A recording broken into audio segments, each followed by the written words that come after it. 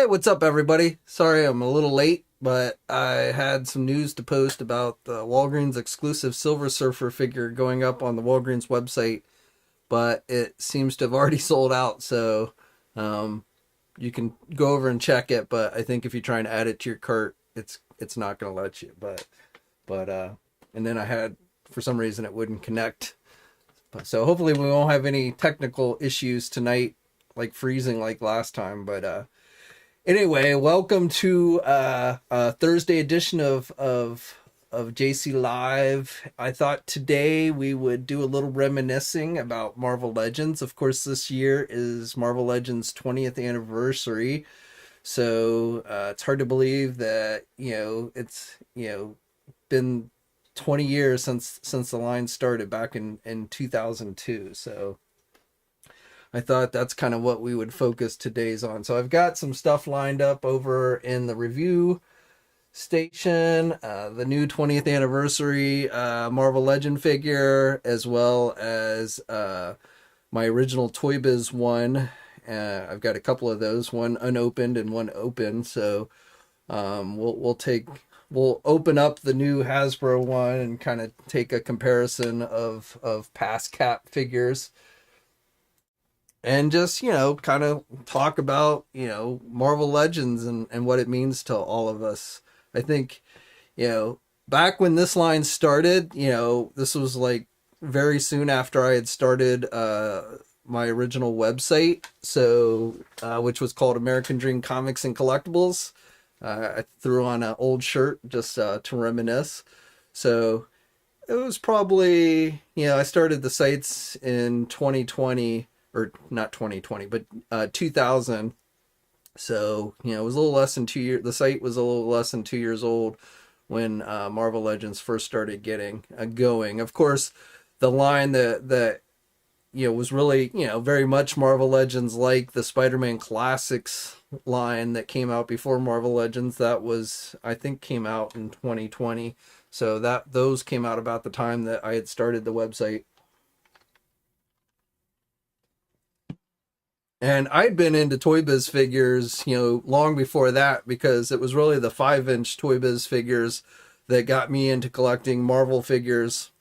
When I was in high school, I remember getting the first, seeing the first wave of those 5-inch Toy Biz Marvel figures and buying those. And, those are really what kind of got me hooked on action figure collecting as an adult.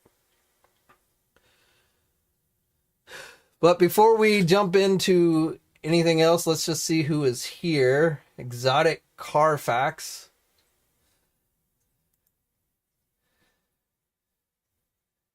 The Puppy Plex Showcase. What's up? Michael's in the house. Lord Venger, what's up, my friend? Trekobi. Silver Surfer 76. Captain Morgan is here. Quinn's Comics. Tom, welcome. Of course, Jerry is in the house. So I'm kind of curious. How many of you guys out there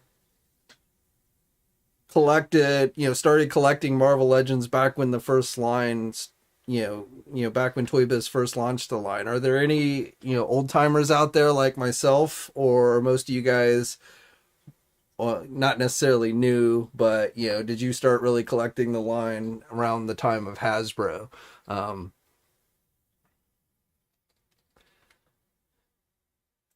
up, Travis? Rashid saying some of his pre-orders are finally dropping. Brian says go Bruins. I don't really watch hockey, so I guess if I was a hockey fan, I'd have to be a Capitals fan. But Exotic Carfax. Well, I think the older figures have better paint applications. The molds, are definitely dated on the original Toy Biz figures. When you compare them to the modern Hasbro ones, I think the Hasbro ones look better because the sculpting is just more advanced. but paint applications, even to this day, Toy Biz definitely rivaled the Hasbro ones. Martin says he remembers Toy Biz Marvel Legends when they were $6.99. Were they ever really? I don't remember them being quite that cheap. Maybe it's, God, but I was thinking more like, $8, somewhere in that neighborhood. But maybe they were that cheap. I that's like me saying I remember when comic books were 50 cents and 75 cents, and now they're like $5 an issue.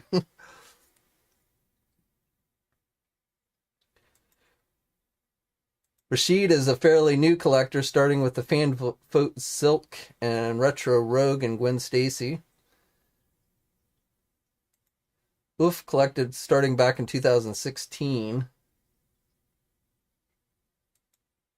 Quinn says misses the old Toy Biz hand joints and the bad ball joint hips, or does not miss. Yeah, sorry.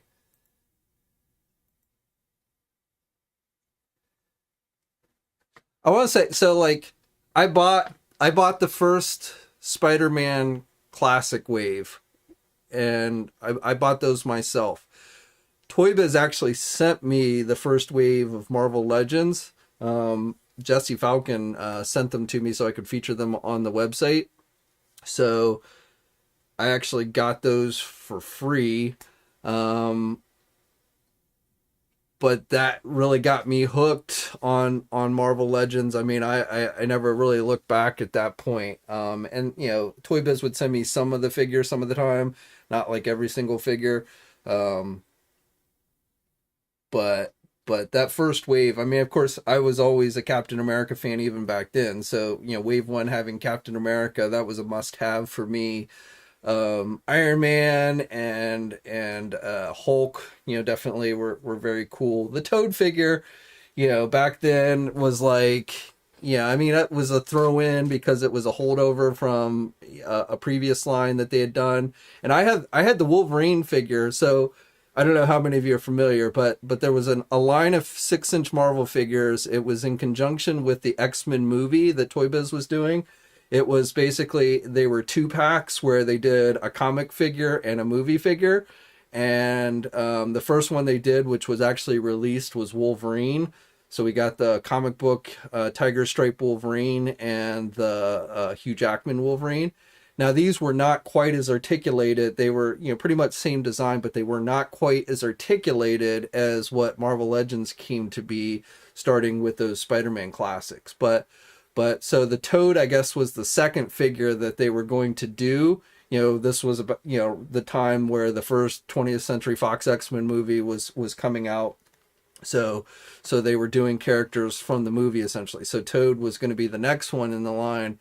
And for whatever reason, the line didn't hold, and I think the Wolverine figure only got released at like KB Toys, I want to say. I don't know if that ended up anywhere else, but that Toad figure, which had a lot less articulation.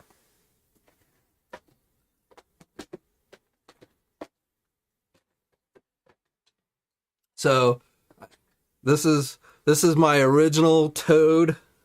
Again, this was actually sent to me by the folks at Toy Biz. Now, he's actually missing a foot. Well, he's not missing. I have the foot. It's in one of my accessory drawers. It falls off all the time. So I just ended up throwing it in an accessory drawer, and I didn't feel like trying to dig it out. But this is the Toad, so a lot less articulation.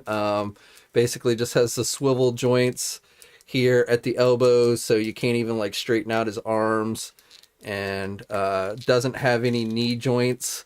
So really minimal articulation, especially compared to the other figures in the wave on this one. But the detail, again, the detail on this is incredible.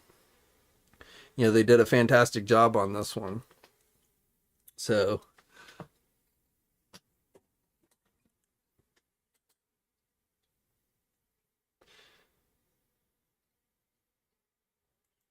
I don't remember Doctor Doom's supposed to be in series 1, but I won't swear that he wasn't.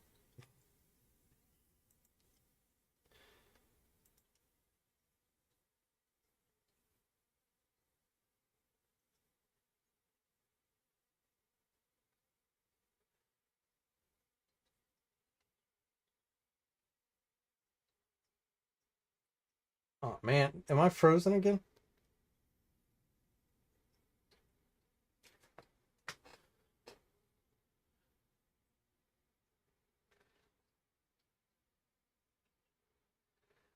Are you guys able to hear me and see me? I can't tell if I'm freezing up or not.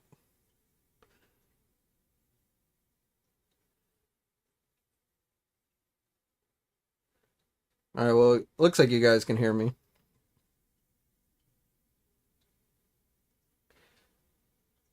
Now, Marvel Select was Diamond Select toys, so those didn't come along until later. So no, Toad was, but it was meant to be part of a movie line. So Toad really isn't a Marvel Legend figure. Basically, it got carried over um, from from an old line because I guess they needed something to they needed something easy to fill in. So let's jump over here. So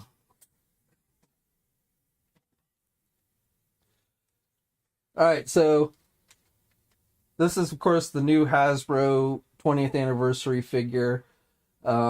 Which is essentially just a repaint of this Walmart exclusive one. So with just brighter colors and some more accessories and stuff. And this, I mean, this is probably the best Captain America figure that has been made to date. And of course, if you like brighter colors, which are a little more comic accurate, then you're probably going to like this 20th anniversary one.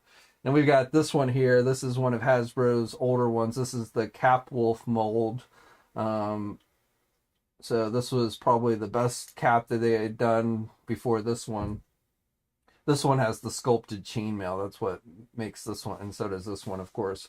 But that's what really kind of makes this one so much better than like this one, at least in my opinion.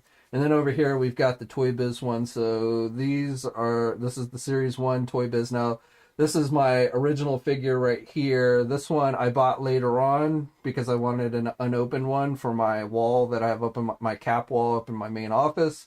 So, this one is not like, I haven't had this one since 2002, but this one I have had since 2002. And then this one is a later one that they did, a little more modern with the pouches on the belt. And again, here they sculpted the chainmail on the figure. So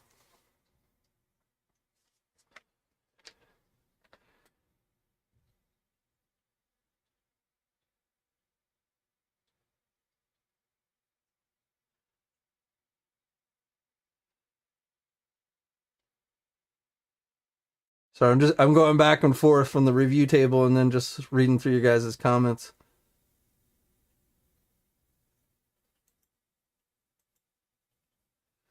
I have the 12-inch cap from I didn't pull it out today, but I have the 12-inch cap that Toy Biz did as well as Hasbro.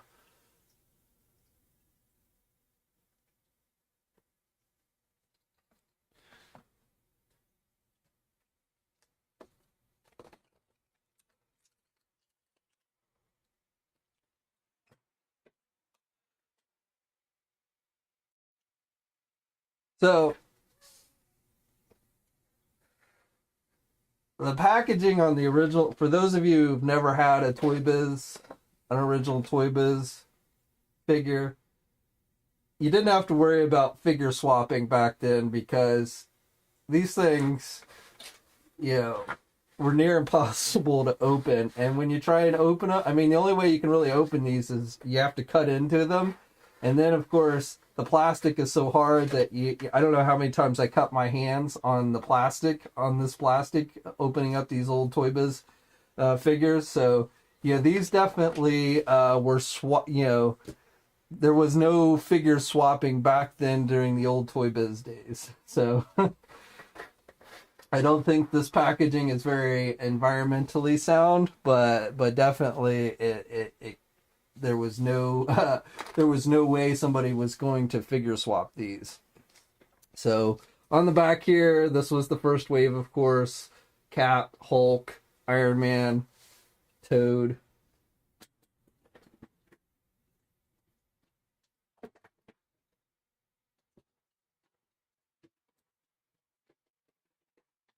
So besides the Cap figures, I've pulled out a few older Toy Biz figures just to reminisce a little bit about. So this is my Iron Man figure. I have his faceplate somewhere. Again, it's in one of the accessory drawers, and I didn't feel like trying to find it. And it does fall off pretty easy, at least, you know, after years of use and everything. And I guess I lost this little disc here. So a lot of these figures have definitely been well used, I will say, over the 20 years. But this is my original Iron Man figure. I did not get the 20th anniversary Iron Man, just because I didn't really feel a need since I already had essentially that figure.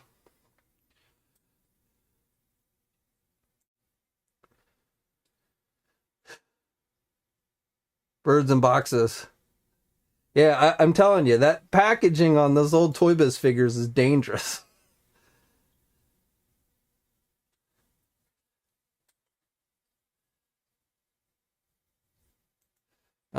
That sucks. I've had a few heads come off on some of the older figures.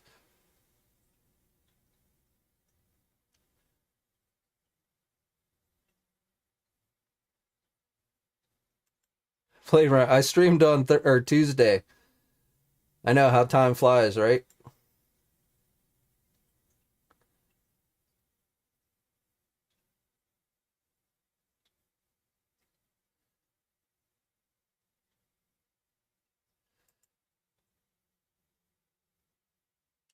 Yeah, there were a few chases, and there was the Stealth Iron Man.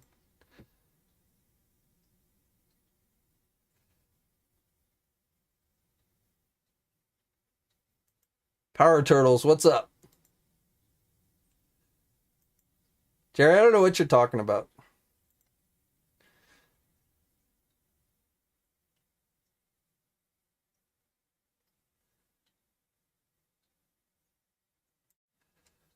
But yeah,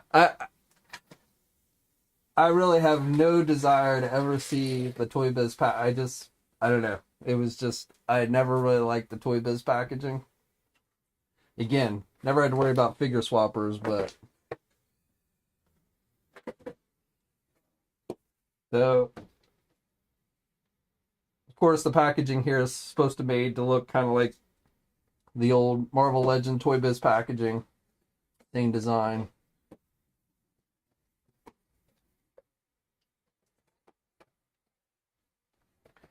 So I'm gonna go and open this.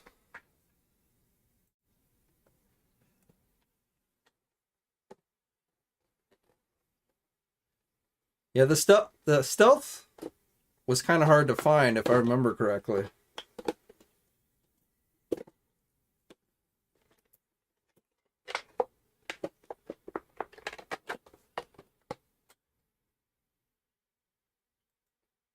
What's up, Red Knock?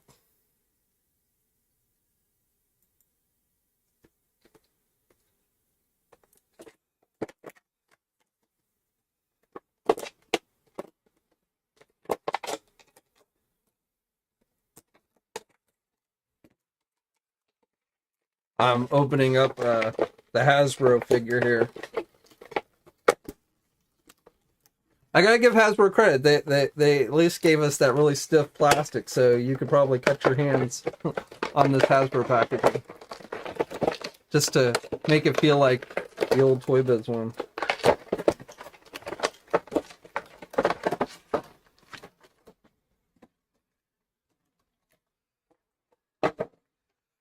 So of course the old Toy Biz figures came with comic books, at least starting out. The Hasbro one just gives us this little file card. I always thought the comics was a cool idea. I mean, I was heavy into reading comics back then, But for those who weren't really, into reading comics, it really helped you kind of get exposure to the characters and stuff. So I always liked them adding the comics. Of course, comics are so expensive today that I understand why they don't include a comic book anymore, because that would raise the price of the figure even more. $5 an issue for a comic. It's just, I know we complain about action figure prices, but every time.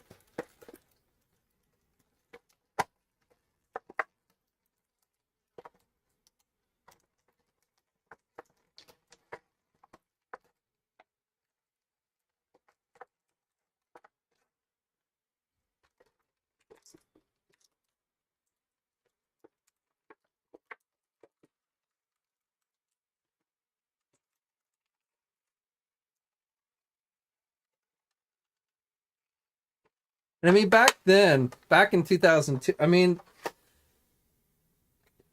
Todd McFarlane gets a lot of credit for, kind of launching the adult action figure collector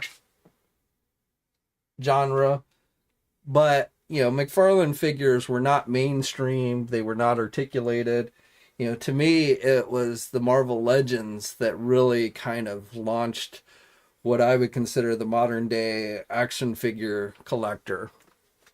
I don't think back then that's necessarily what they were shooting for. I think they definitely wanted kids to be buying them, and I think they did.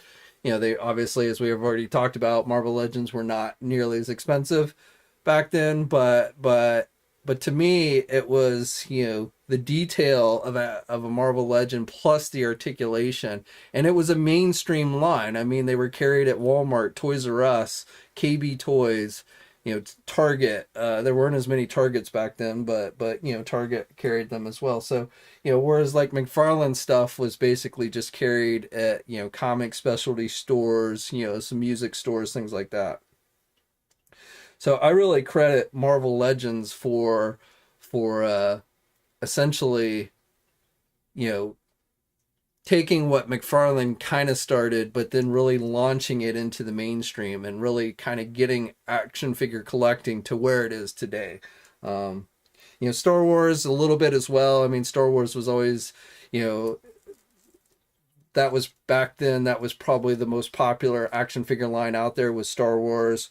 But, Star Wars was still very much for a very long time made specifically for kids. And it's just that the adults kind of attach themselves to that. But it was really Marvel, Toy Biz and Marvel Legends that really kind of launched, in my opinion, the adult action figure collecting that we kind of, are here today. I probably would not, well, I won't say that, but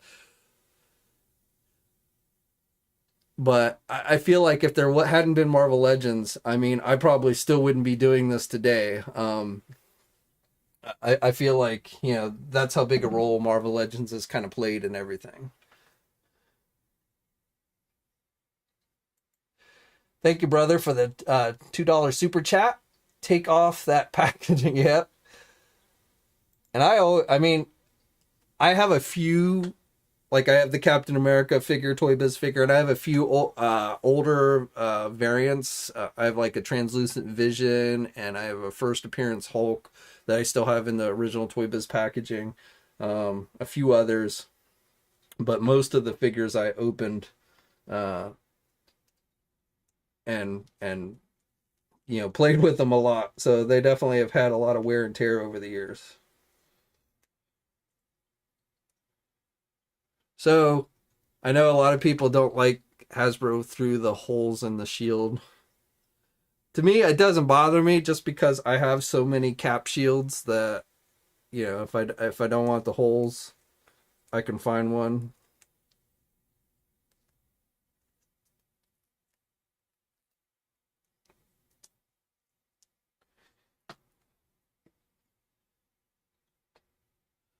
So we'll pop back over to the review station.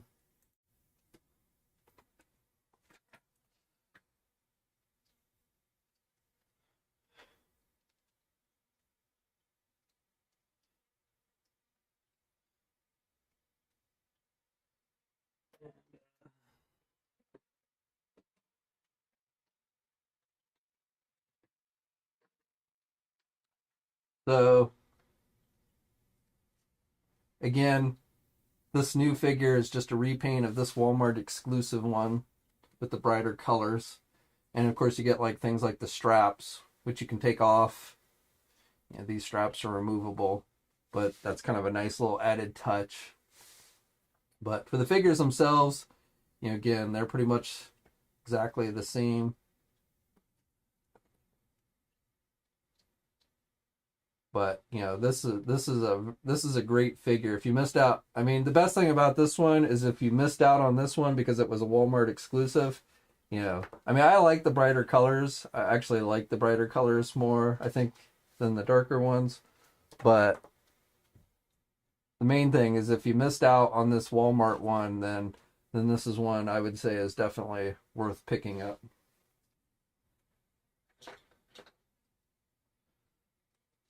And then, of course, actually, that's the...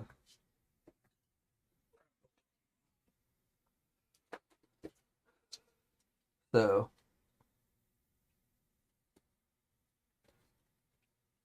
this is the Toy Biz one, which, I mean, the joints have gotten a little loose over the years, but I mean, this is a 20-year-old figure. And so even still, the joints are not what I would call super loose. So that right there, I mean, just the quality of the construction of it. And again, this is a fairly well, this isn't a figure that is, I mean, it's not like every day I sat there and played with it, but definitely it's had a lot of use over the years. So now, one of the coolest things about the Toy Biz Cap figures was, they didn't do the whole peg gimmick where you stick the figure, the shield in the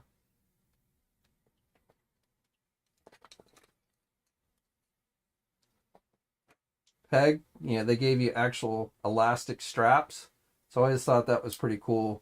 You still had the little clip-on like you do with the Hasbro shields, but the thing that was unique about the Toy Biz ones is they gave you these elastic straps so that you could put them on, the figure. You didn't have to have a hole in the back, and you could put, the shield on the figure's back. So I always liked that.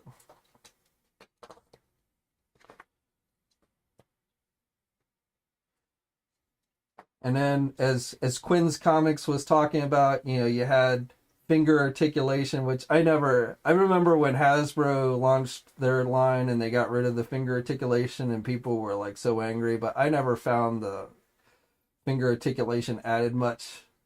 So I was never too disappointed in that. You also had toe articulation. But again, I never really found the toe articulation added a whole lot.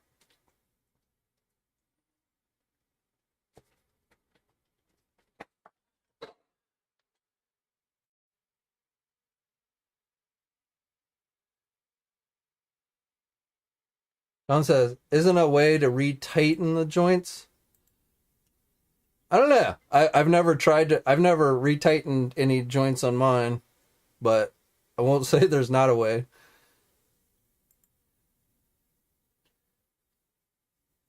Trekobi says you can use floor wax finish sometimes.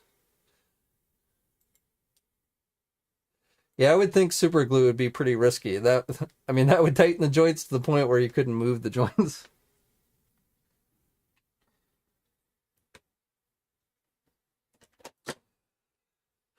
So I before starting the live stream, I went through some of my old Toy Biz Marvel Legends, and I pulled out some ones that I just thought was good for referencing. So this is probably the ugliest Toy Biz Marvel Legend figure ever made. This Scarlet Witch figure, which was, released towards the end of the line, but that face, that one is just bad. So that's probably, if I had to pick the worst Toy Biz Marvel Legends, that Scarlet Witch probably would get my vote.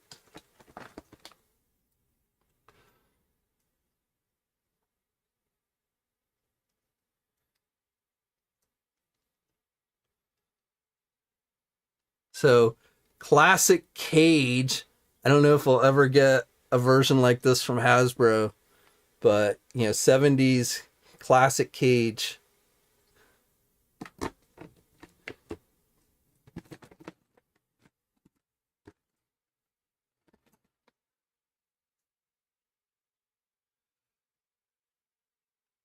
Blade Runner. Yeah, you're right. You're right. That Rogue figure they did was pretty bad as well. That I forgot about that one. That one might be a that might one might be a little worse than the Scarlet Witch. I didn't bring that one. I got that one, but I didn't bring that one down.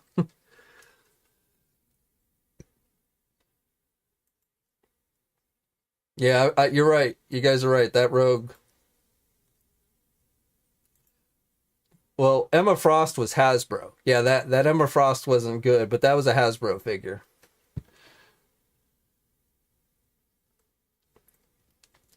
So, classic Doctor Strange. Obviously Hasbro's given us their own version, but this one's still a pretty solid figure.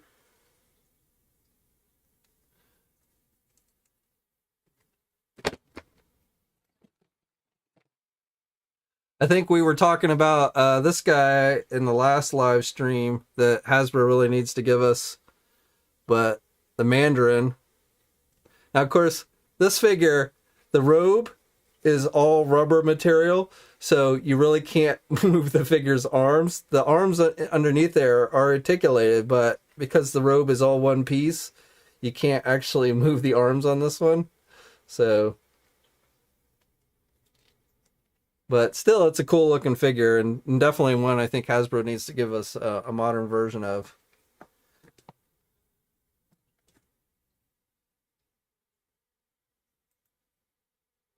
Is the cloak on the Doctor Strange soft goods? No, all the Toy Biz figures use this rubber type material. So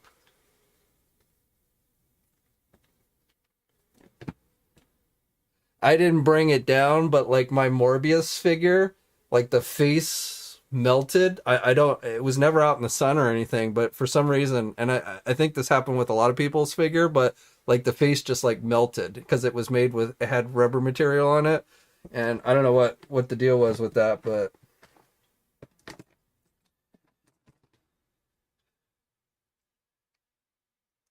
so obviously Hasbro's giving us Jigsaw in a suit, but I always kind of prefer, the Punisher outfit with stitched up skull on the front there.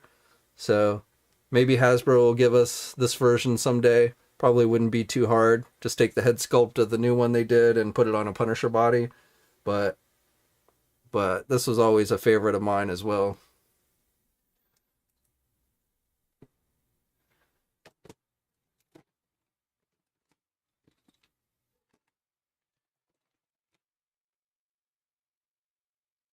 And then here's one that we never got a Toy Biz Mephisto figure. We did get one from Diamond Select Toys, which works pretty good with the Marvel Legend figures. But we did get Mephisto's son, Blackheart. So I don't know if we'll ever see Hasbro do Blackheart or Mephisto, but this actually is still a pretty good figure even to today.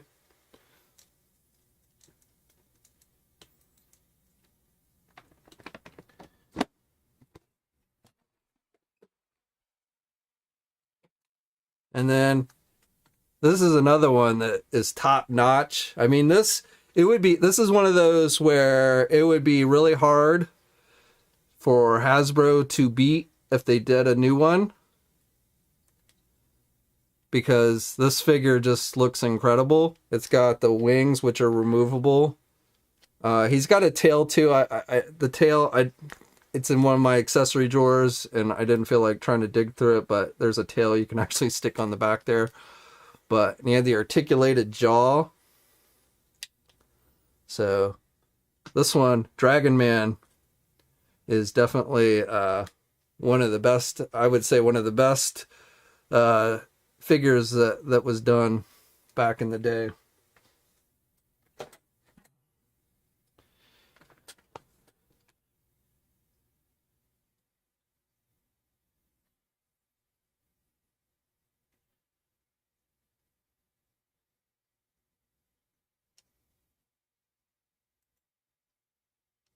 Did they remake the Punisher skull in the comic? I want to say maybe they did, but I don't really read comics, recent comics that much. So, but I do want to say I saw some, like, maybe it was the Devil's Reign storyline, and it looked like he had some type of weird symbol on it.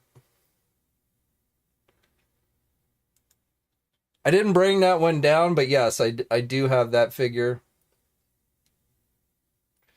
The Ghost Rider, the Danny Keach Ghost Rider figure with motorcycle, that was another pretty good one. And the fact that you got like Ghost Rider's motorcycle, I mean, it didn't like roll or anything, but it had, it was basically done as like a display thing. It even had like a hole in it so you could like put it on the wall, make it look like it was driving up the wall. I did not. I have regular Wasp, but I never got the blue Wasp. The blue Wasp, I think, want to say, might be the most rare Toy Biz Marvel Legend figure. I've seen it on sale at conventions for like a really hefty price, but I did not have that figure. I never had that figure. It's probably a good thing because I probably would have opened, if I had gotten that figure, I probably would have opened it back then. So I'd be like crying that I opened that figure if I had gotten it.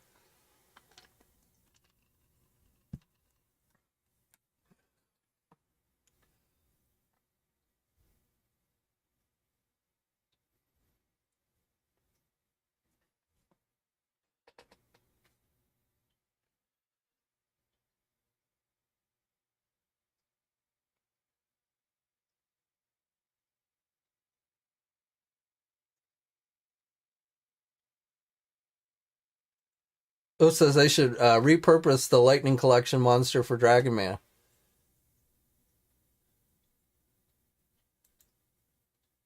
We've gotten pretty good Ghost Rider figures from Hasbro. I don't know. Unless you wanted him in his car or something. Quinn says he has the Blue Wasp. So you have it like in your store that you're selling, or you have it like in your own personal collection? And is it opened or is it unopened?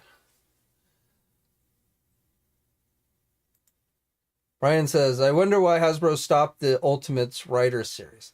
I don't know. I feel like because they weren't selling super great. Now, it might be just choice of characters, but like, I bought that Squirrel Girl on motorcycle on clearance for like $10. So and that Ghost Rider one, the Cosmic Ghost Rider, that one seemed to not sell too well either. I didn't actually get that one. So I feel like they stopped doing them because they weren't selling.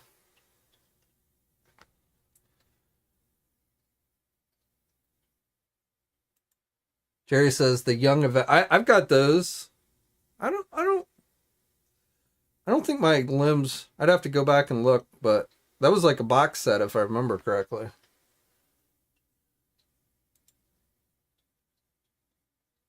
Personal collection and sealed. Nice.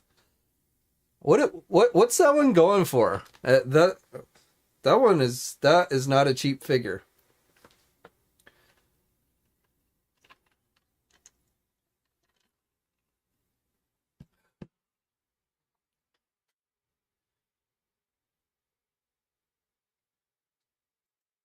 Cosmic Ghost Rider is a good figure.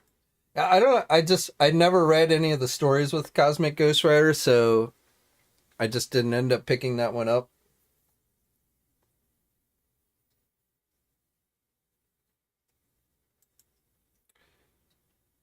Do I think MCU Kang? I think at some point we'll get an MCU Kang, but I don't know exactly when.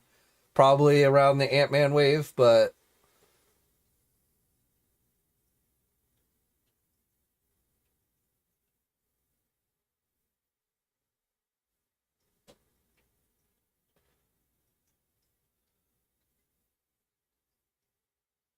I figure Quinn, being A, he runs a comic book store, and B, he has it in his collection, he's probably got an idea of what it's selling for. I'm gonna say, yeah. I, in fact, you know what? I'm gonna go on eBay and see if there's any on eBay. I'm just curious. Probably not even any on eBay.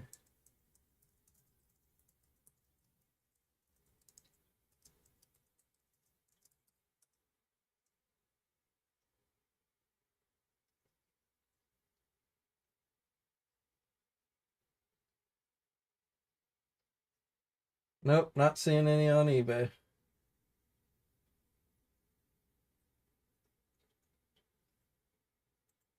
I want to say I saw there was a vendor, I think it was a New York Comic Con, maybe 6 years ago or something, and a vendor had one for sale. And I remember it was expensive, but I don't remember what the price was. And like I said, that was like 6 years ago.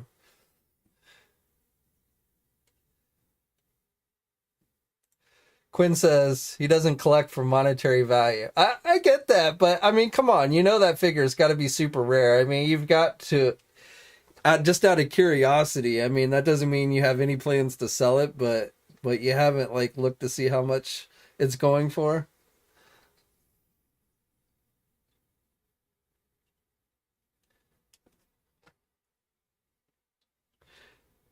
And that's one of those where it's like you got to treat it like it's like, you know, you got to have it in like a hard plastic case or something that protects it as much as possible, because I mean that's one of those, like, if it somehow got damaged, I mean you would be like in agony.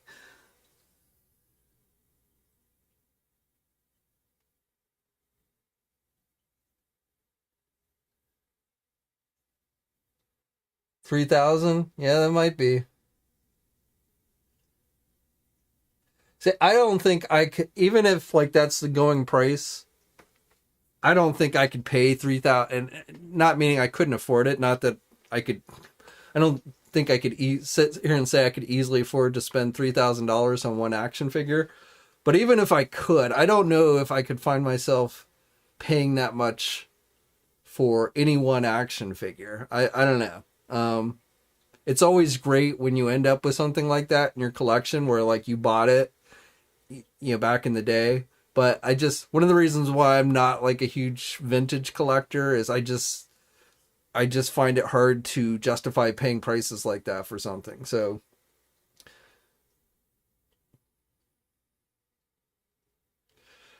Quinn says hanging on his wall on a thumbtack. No special packaging or anything for it. You just got it sitting there.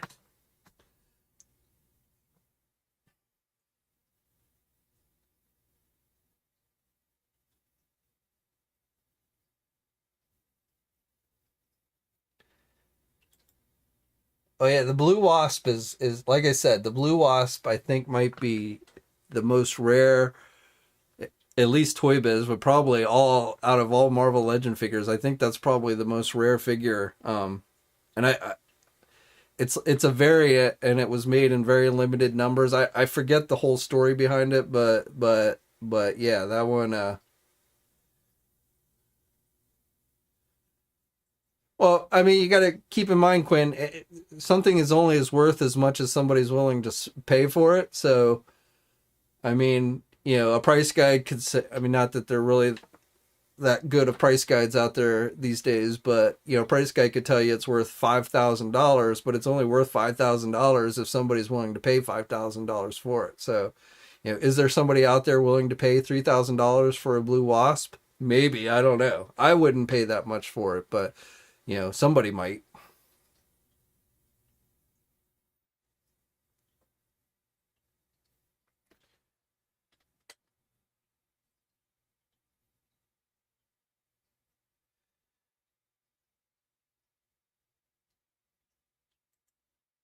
Xandar has the Toy Biz Gambit Mitten Pack. I have the Toy Biz Gambit, but it's open and loose with a soft goods coat.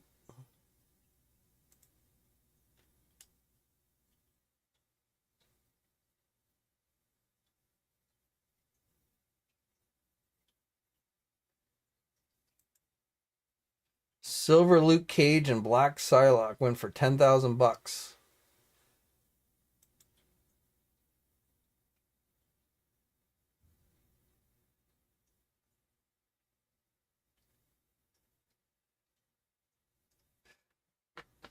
Yeah, I'm kind of like Quinn. I don't really follow aftermarket prices for much. Like I went into this vintage toy store a couple weeks ago, a local one, and I saw they had the Marvel Legends San Diego Comic-Con exclusive box set with the Kazar, which I got back, when it came out, and they were selling it for like, couple $100, and I was like, wow, I didn't know that thing had skyrocketed that much in price. Of course, I came home. I thought it was in my closet upstairs in my office, and I looked in my closet because I just wanted to look at it. I'd never opened it. I don't know why I never opened that set, but I had never opened it. But I went to look for it in my closet, and it wasn't there. So I think it's over in my storage facility, and I hope it didn't get put in like a bin where it's gotten like smashed or something. But yeah, I was like surprised that thing had gone up in price so much. I think it had like the Kazar figure, and then it had like a G.I. Joe Sigma 6 Tiger for his tiger. Hasbro had reused a Sigma 6 Tiger for his pet tiger. So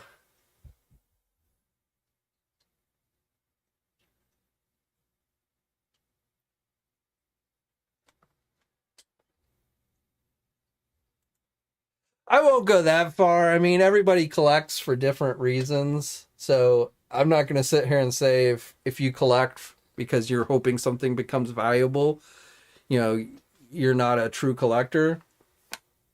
I don't collect things for value because I got burnt on comic books back in the day. I used to buy, when I was growing up, I would like buy 2 comics, one to read and one to put in a bag and backboard and basically and save. And so, and I thought one day I was going to have this huge comic book collection, which I do have a huge comic book collection, but unfortunately, and I mean, there are issues that are definitely worth more than what I paid for, but I could probably sell my entire collection, and it's not like I would be able to pay for a kid's college or something like that. It's not like having an issue #1 of Action Comics. I mean, the 90s basically, they flooded the market with so many of the issues and variant covers and all that stuff. So I kind of got burned on the comic book, collecting, and so after that, I just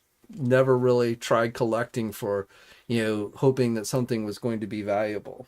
And, it's probably why I opened most of my stuff and all that jazz. But, again, if somebody, min and box collector who's hoping one day they can resell their collection for lots of money, or just likes to have the prestige of saying, I've got this really valuable collection, I'm not going to say they're not a collector.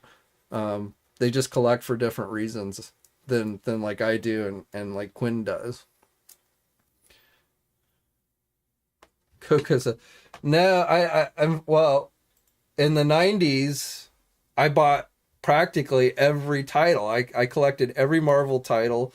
I collected most DC titles. I collected Image. I collected Valiant. I collected a lot of comics, and I've got boxes and boxes of comic books, all of which are bagged and backboard. You can see, I've hung some of them up back here, but, and again, some of them are, they've got some value, and I think maybe they've even recently gone up more in value, but there's nothing, at most I might sell a comic book for a couple $100. And for every one of those comics that are worth something, I've got a ton of comics that aren't even probably worth, the cover price plus the cost of all the bags and backboards and comic book boxes and everything I bought. I mean, I would be willing to bet if I sold my entire collection of comics as a whole, if you took what I ended up spending on them from cover price to all the bags and backboards and everything, I probably would not, even with the few that are mixed in there that are worth something, I probably would be lucky if I broke even. I mean, I don't know how much and I guess I should say my parents, because most of those, my parents paid for back in the day, but, when I was a kid, but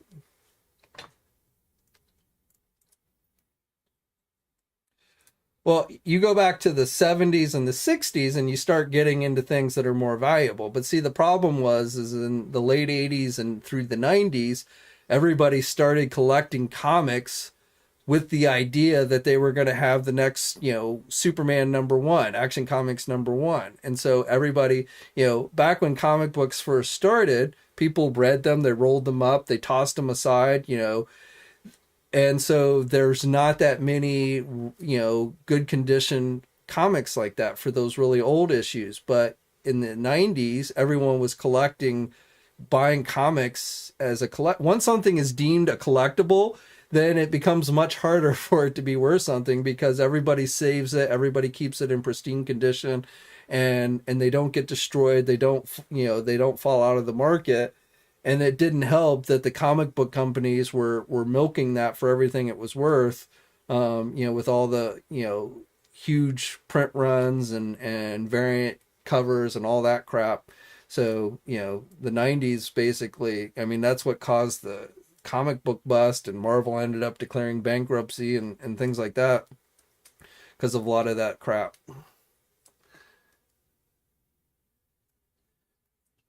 Now again, you can get, I've got the first appearance of things like Deadpool and X-Force, and the first appearance of Sabretooth and Iron Fist. I mean, I've got comics that I could sell and get some decent money for, but I've also got a lot of comics that just aren't worth even the cover price, I think,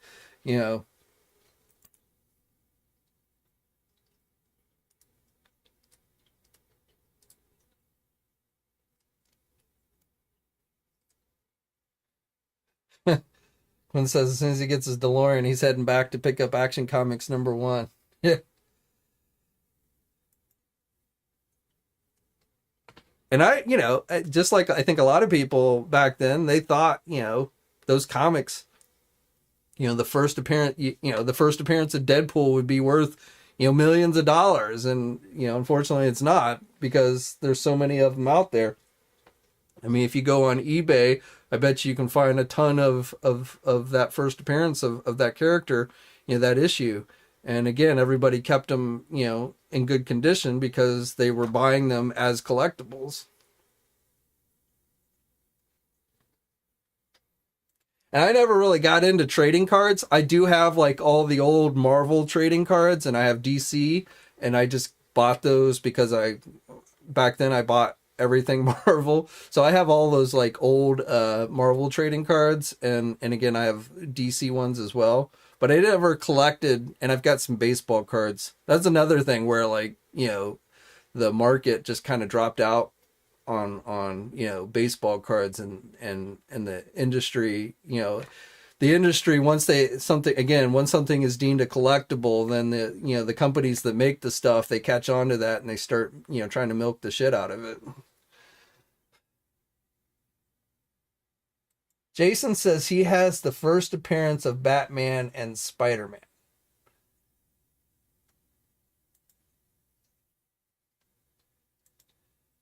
I think probably my most valuable comic is I have Captain America 100, which is kind of considered the first official modern appearance of Captain America.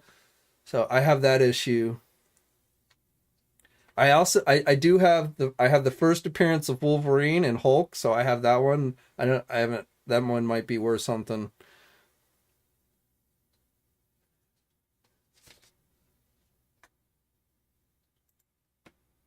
I don't I blame it I do blame like the comic industry kind of going bust in the 90s on those image guys. I mean, I don't really blame them because, if I was in their position, I'd probably done the same thing. But I do feel like that whole thing kind of caused the comic book bubble bust. But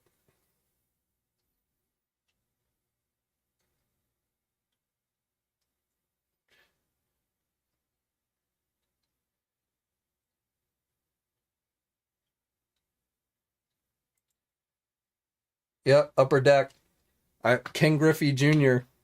That damn Ken Griffey Jr. rookie card. I have that card, and I thought back then, oh man, this thing's going to be worth a ton of money, and I don't think that thing's worth the cardboard it was printed on. And I really, you know, in all honesty, the whole grading thing, whether it's comic books or action figure, I feel like that's kind of a scam, trading cards, you know, where you pay these guys to grade your stuff, and then if they give you a high grade, it's supposed to be worth a whole lot more. Like these guys are basically setting the market price of the stuff, and I just, to me, I've never really found that to be, it always seems kind of fishy to me when, you know, like these grading companies are essentially telling you what something's supposed to be worth. And, you know, remember, I don't know how many of you collected stuff back in the day, but like, you know, Wizard and Toy Fair magazine, and they had price guides. And like miraculously their exclusive figures that they would offer through the magazine, those would be like skyrocketing in their price guide. And of course, you know, people would use those price guides to determine how much something was worth.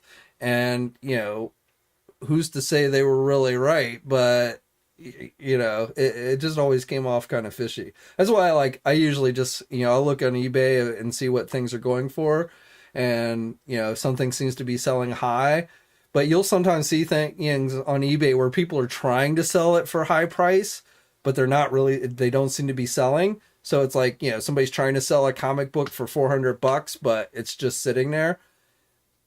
You know, I always make sure to check, you know, what is actually selling, and how much is it selling for, not what somebody's trying to sell it for.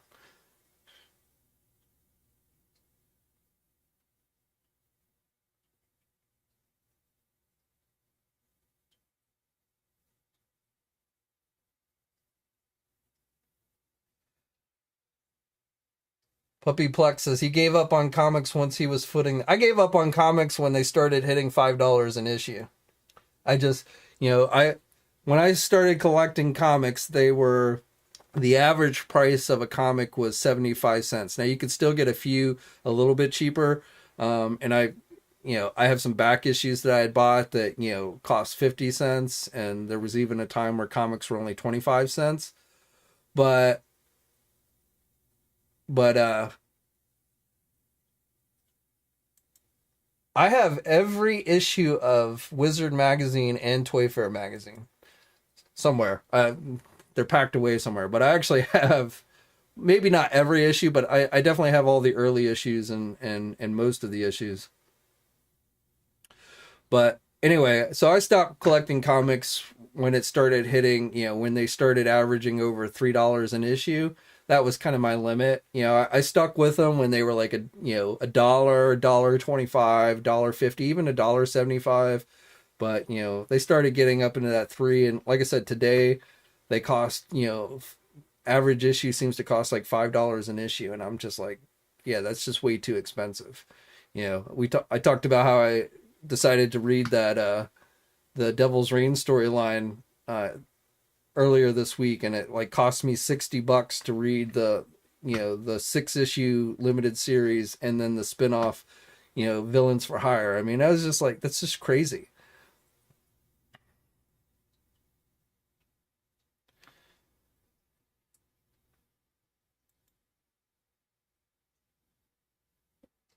Yeah, I mean, I Toy Fair magazine or Wizard, you know, Wizard magazine, which, you know, branched off Toy Fair, but back when it started, Wizard had like its little toy section in Wizard magazine, and you know, you know, I probably would say that Toy Fair probably inspired me to start my websites. So I probably would not have started the websites without Toy Fair. And of course, there was also Lee's and Tomart's. Those were other action figure oriented magazines back in the day. But Toy Fair was, and Wizard were the most popular because they were able, they did something that no other toy magazine or comic book magazine for that matter was able to do, and they were able to get their magazines into mainstream magazine racks. You know, you could go into the grocery store and you could find Wizard and Toy Fair magazine for a time at least. You know, eventually,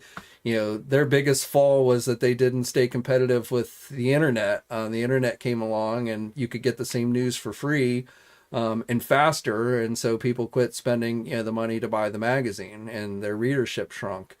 I think the owners of the magazine also made some other bad business decisions, but the main thing was they just didn't stay competitive with the internet. But there was a time where you could go into, like I said, your grocery store and see Toy Fair magazine in the magazine rack, and that was super appealing to the toy companies.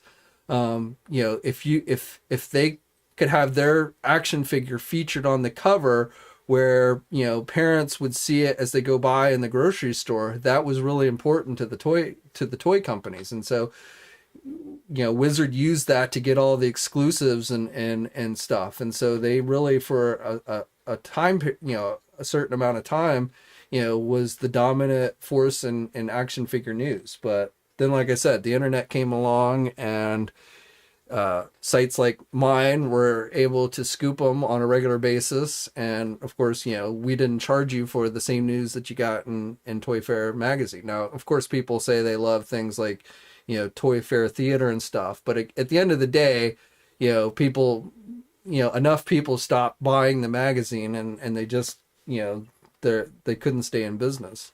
They decided to try and run some conventions, and that didn't seem to work out too well either. But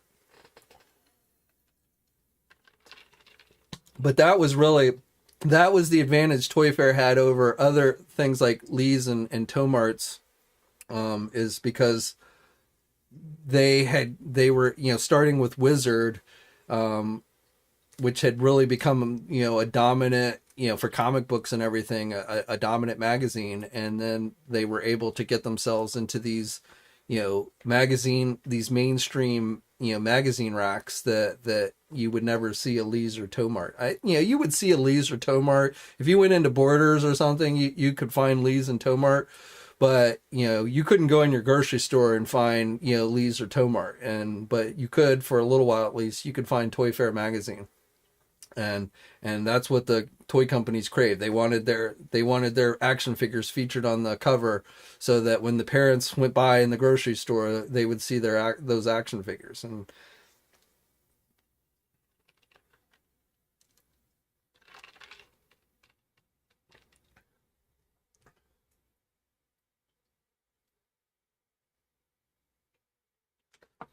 right, when the internet and Wizard did not adapt to online. They were very resistant to moving their content to online. And I understand why, because again, their main advantage, the reason why they got all the exclusive reveals, was because of that print magazine and it being in the mainstream toy magazine aisles. But if they had moved their content, first of all, back then it was not easy to make money online. Advertising revenue was not very good, and you couldn't charge a cover price like you do for a print magazine. So it was very difficult to actually make money. So Wizard really didn't have a way to make money like they were making with their print magazine. So they were very hesitant to make the move to online. But there were sites like mine, and I do very much credit myself for being largely responsible for those magazines going out of business, because T&I was there, covering the same news that they were covering, but having it out there faster and for free. So, like you said, people, by the time it came out in the magazine, it was old news, and who was going to pay for old news? So, yeah, I mean, you're right. Newspapers and print magazines, the internet came along, and it was very difficult for those print mediums to make the transition to online. But once Toy Fair magazine was no longer being carried in the grocery store aisles because their readership had declined, then the toy companies no longer, were giving them the exclusive reveals and stuff. And then, it was just kind of a domino effect. And by the time Wizard tried to make the transition to online, it was kind of too late. And like I said, they decided they were going to go into the convention business and start the Wizard World conventions, and they basically killed off their magazines.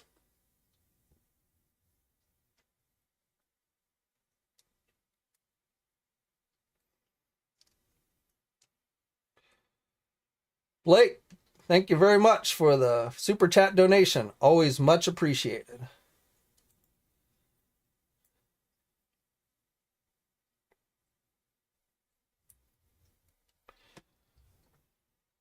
But going, I mean, like I said, Wizard wasn't perfect. There was some thing kind of, that I never found their price guides to be very accurate, but Wizard was a good read for a while.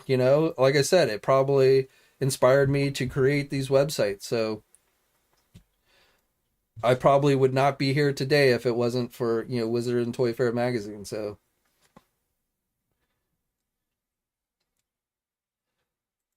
I didn't kill the comic magazines. There were plenty of other comic book themed websites like CBR and Newsrama, and those were probably the two most dominant comic book news online news sites. But I did try and start a comic book site for a while. It was called Comic News International, but I just didn't.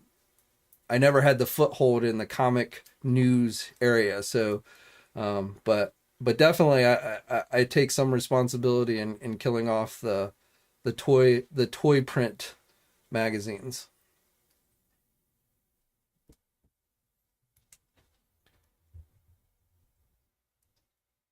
And some people will say, they'll say, well, Wizard basically was too slow to adapt to online. But again, the problem is back then in those early days, there was, I ran the sites, when I started these sites 20 years ago, it was a side thing. I had a full-time job that I did, and I did the sites on the side. And it was always my hope that one day I could grow it into something that would allow me to do it as a full-time job. And I was very lucky that I was able to accomplish that. But I've always never had this huge budget. I've always worked out of my house. I've never had like a full staff of writers and things. I mean, the only reason why I've survived as long as I have had is that I've been able to keep overhead very low in doing this stuff. But the magazines didn't have that luxury. Wizard magazine was located, they had offices in New York City because that's where the comic industry was, and it ain't cheap to have an office in New York City. So they had tremendous overhead, and going to online back then just was, I don't think, was terribly feasible.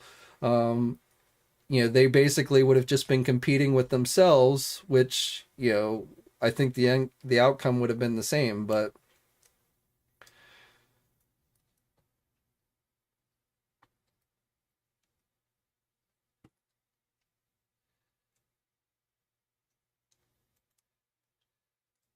Blake says the Bone Crusher wave, and so yeah, the Bone Crusher wave is starting to ship, it looks like, from GameStop. More, we talked about how the first two, the Wolverine and the Siren, had shipped from GameStop, but I'm seeing Sabretooth now arriving, and then I'm starting to see some of the other figures as well. So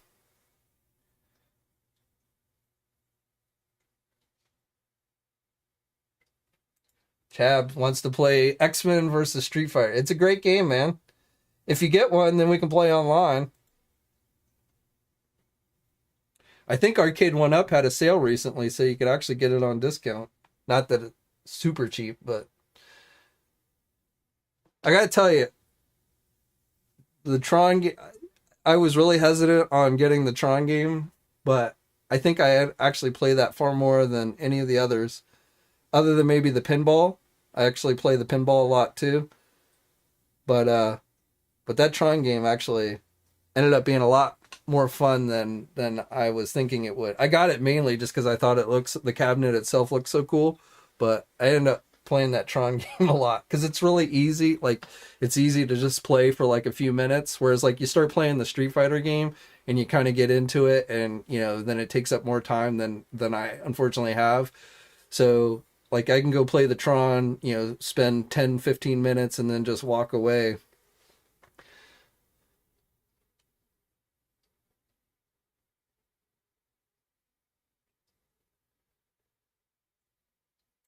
Darth Clue, if they started early enough giving info online for free, they could have used name recognition. Right, but the problem is their business and they've got to be able to make revenue and they had a lot of overhead. So unfortunately, if they started doing their news for free online, that just meant that people would have stopped buying their magazines probably even faster, and they didn't have a way to basically make the same kind of money online as they were making through the print magazine. So that's basically at the end of the day what was their downfall, as with many print magazines and stuff. Um, Advertising revenue online has grown over the years, but again, back in those early days, it definitely was crap. So it was really difficult to be able to make the kind of money that those print magazines were making through the print medium online.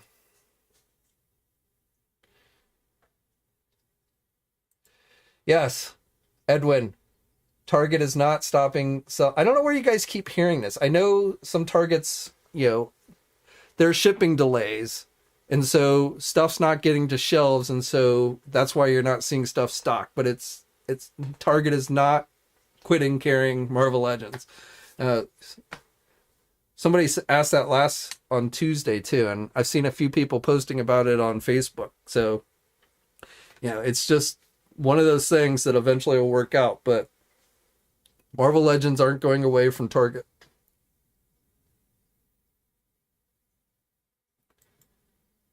I have not.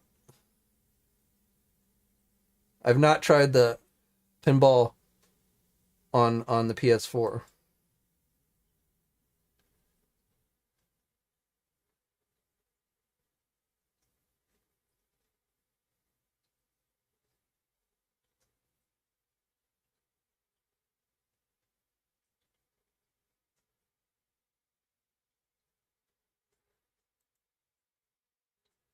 Scott Nylick is saying that Target is quitting carrying Marvel Legends. Okay.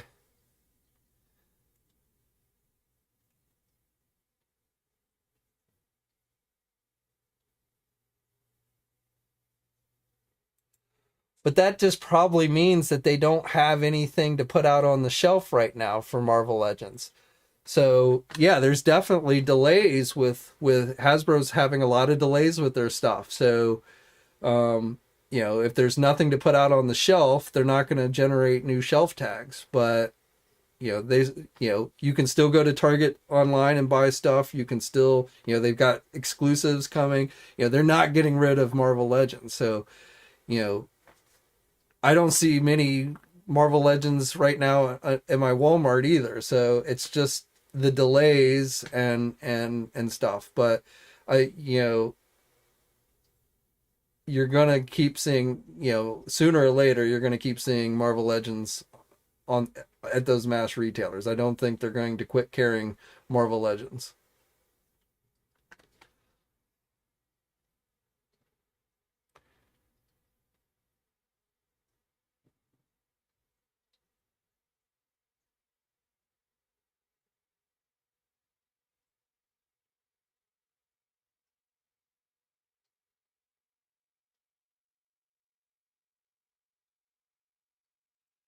3M says that figure is terrible because he's smaller. Is that?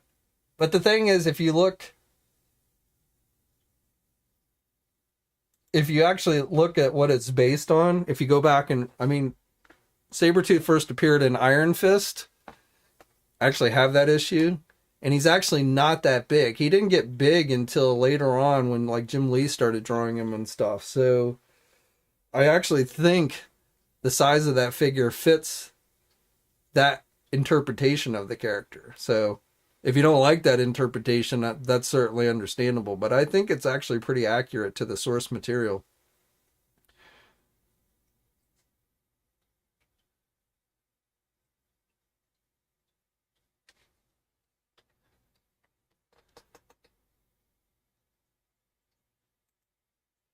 But didn't Guru also tell us that more Masters of the Universe Origins was also dead? So I mean,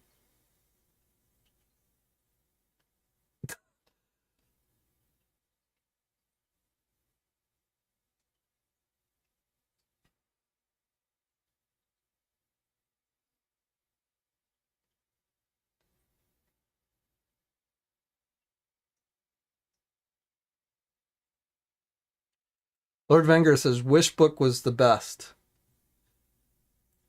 Well, there was no, I mean, there was nothing as a kid. There was nothing to me. The Service Merchandise catalog and the JC Penney catalog, and I guess the Sears catalog too.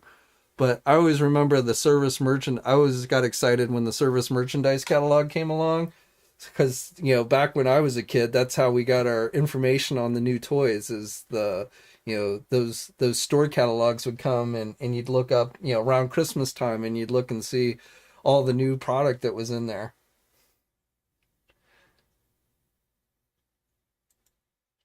Trick Kenobi again with a super chat donation. I bet you it's because cheap Hasbro doesn't want to change their shipping lanes. They're stuck in a block. I don't know. That's beyond my purview, so I really don't know. I will tell you that I got to get, we can fault like McFarlane Toys for certain things, but he's managed to keep his figures coming, pretty regularly. So, unlike most of the toy companies where stuff is getting delayed, so far at least, the McFarlane stuff has been coming out pretty good. So I got to give Todd credit for, managing to somehow keep the stuff going. Now, maybe that could change at some point, but so far at least, I've probably been buying more McFarlane figures just because they're the ones that have been coming in stock and stuff than any other company recently. I just got a bunch of new Spawn figures. I got several new DC Multiverse figures. So I got the Grifter figure and the Green Arrow figure and the Ninja Spawn just the other day. So, but I don't know, I mean, we hear on the news and stuff and generalities, but I don't know why exactly. Like Hasbro seems to be having the most problems with getting stuff out to shelves right now. And like, again, generality, I can understand it, but I don't know what it specifically is causing that. So now I will tell you that I broke down and I got the new G.I. Joe Classified wave with Spirit, Storm Shadow, and the Cobra Officer from Robot Kingdom. A little more expensive, plus you got to pay overseas shipping, but they are a sponsor of the site, so I figured what the hell. And they shipped them out this week, so hopefully I'll have them either those figures in hand at the end of this week or early next week. I also saw that Canadian store CMD store had gotten some of those figures in, so hopefully maybe other places like Big Bad Toy Store and the regular e-tailers will be getting those figures in pretty soon as well. And GameStop, like I said, is starting to get those X-Men Bone Crusher wave figures in.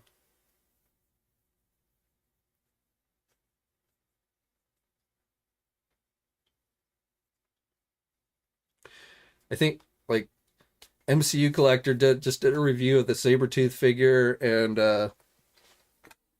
Ivera did a review of the Vulcan figure. I don't know where Ivera got the Vulcan figure. I think he has the whole wave because I saw him showing off an image of the Build-A-Figure. So I think he's gotten the whole wave, but I'm not sure where he got his. I know like MCU Collector got Sabretooth from GameStop, but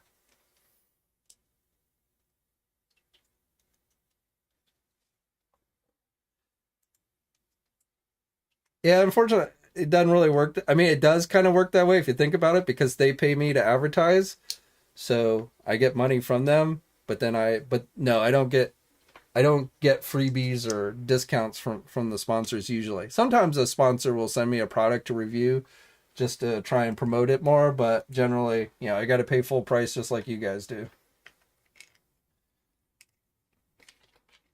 Sorry, Salome is here to steal accessories, so I'm having to hide them.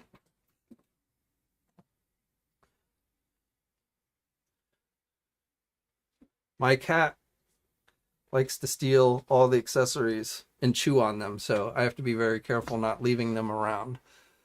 leaving them lying around, I should say.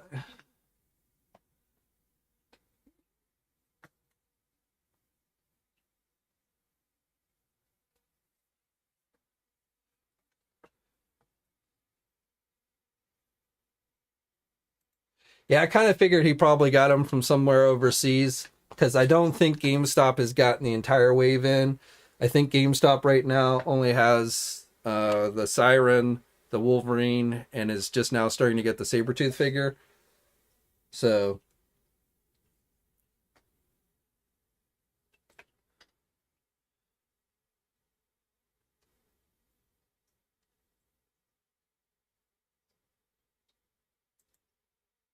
you think? I don't know. Maybe. I haven't looked that closely.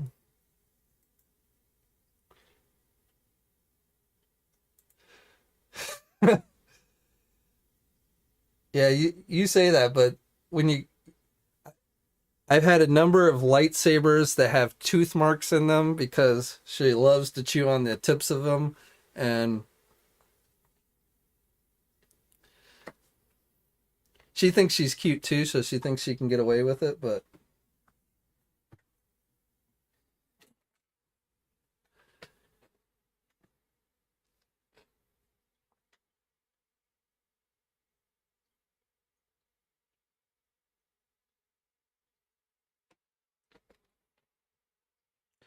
so I was gonna ask, what do you guys?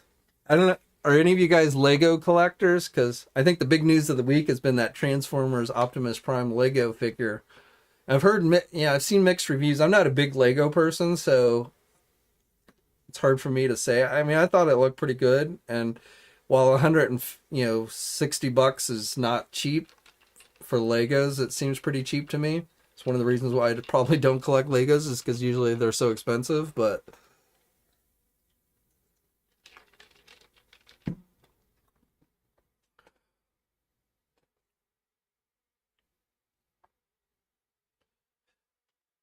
Jerry says, and it's not just two. She'll steal them too. She'll run off with them if I'm not paying attention. Like if they're just laying like if they're laying here on the review table, she'll come and she'll just like run off with it. And so not only does she chew on them, but she steals them too. Once again, Blake, thank you very much. All the people complain about Hasbro figures yet still buying a lot of their products. What does that say about the collector? It says that collectors like to complain and that their bark is worse than their bite. And that's just the god awful truth. I mean, um, yeah. So I'm not saying everybody who complains doesn't follow through, but a lot of people will complain. But then you're right; they'll buy the stuff no matter what.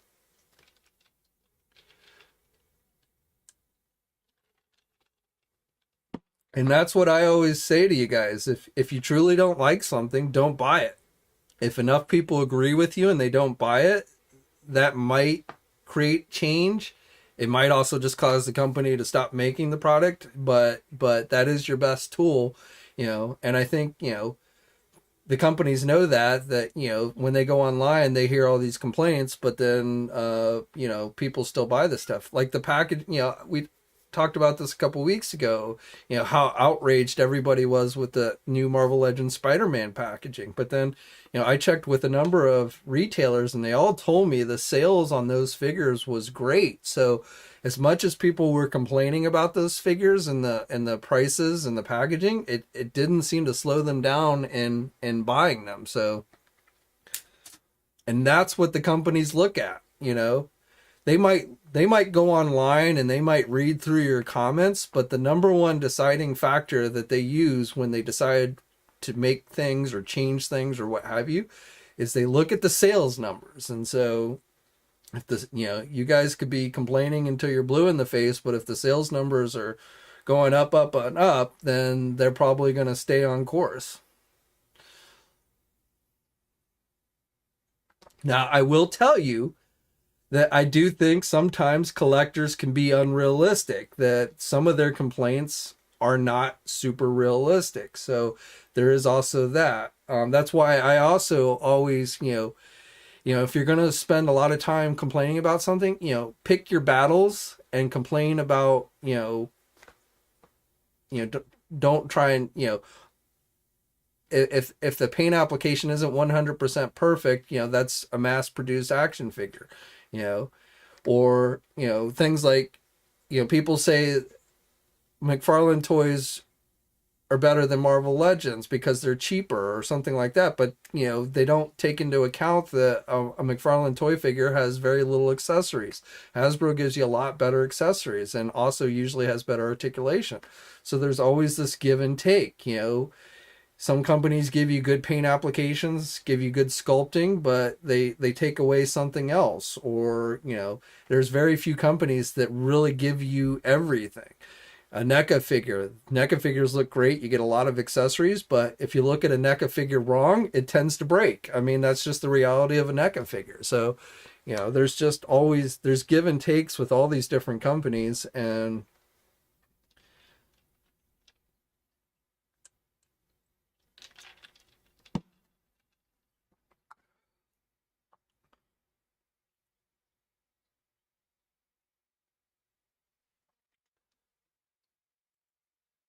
Puppyplex is the null figure. I I agree. The review that Jay Hernandez did with that set, that null figure looked really good, and the Venom figure looked pretty good too. To me, that one's where it's like I have not read the stories with the character in it. Obviously, I've read stories with Venom in it, but I've got a decent Venom. Um, I'm pretty happy with the last Venom that I got from Hasbro, so I don't think I will end up getting that one, but it's not a bad looking set.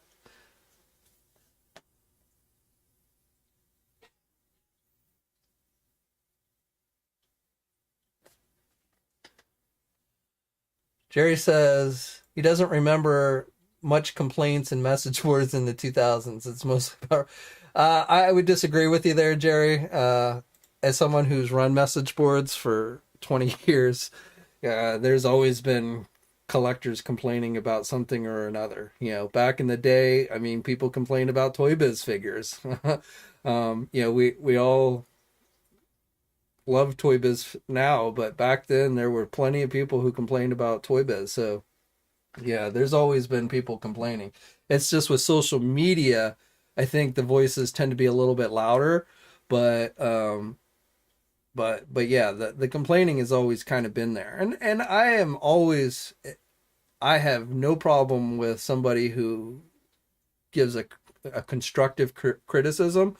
Um, there's always room for improvement, I think, and I think constructive criticism is a good thing. And I think, and I do think the toy companies will listen and try and take some of that into account. They can't do everything, and they have to balance things with their budgets and all that. But I do think constructive criticism is a valuable tool, but obviously some people take it too far sometimes, and that I think ends up being counterproductive, because I feel like if you're always complaining, if everything sucks and nothing is good enough, and all, you're just kind of nullifying your own voice, because people are just going to start tuning you out essentially. So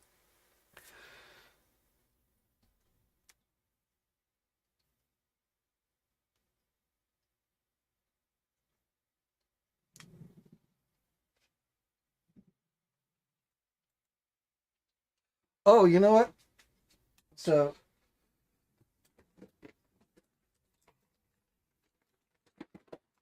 I forgot to pull this one out. So, we can't leave off a reminiscing Toy Biz video without bringing up the Build-A-Figure, which this was the very first Build-A-Figure made by Toy Biz, the Galactus. This is my original Galactus Build-A-Figure. So you can see, over the years, blue here has kind of lost some of its coloring, but still, even by today's standards, this is, pretty cool figure. Speaking of people complaining about Toy Biz, like I remember when, obviously the first several Toy Biz Build-A-Figures were these larger figures, but then they started shrinking them down and doing them more normal sizes and stuff. And I remember back then when like the Onslaught figure, when that one was not nearly as big as people had wanted it, I remember people complaining harshly about that. People did not like the when they made the move to doing smaller Build-A-Figures. But I actually have here.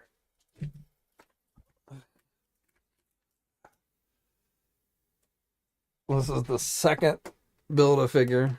Actually, keep this one on my shelf right next to my monitor. But the Sentinel, of course, this leg, it always falls off. Like you have to pick up the figure by the legs or the leg will just drop off. But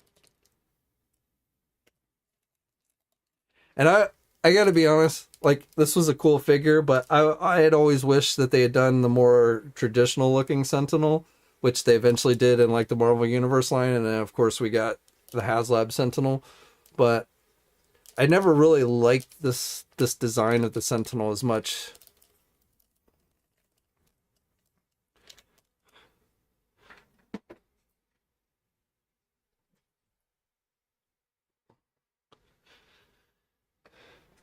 I mean, it's not a bad looking figure, and the paint detail on it's great. I just the choice of that particular. I always liked the classic Sentinel better, so I had always kind of wished that when they did that one, I had always wished it had been the more classic design, which, like I said, eventually we did get, but.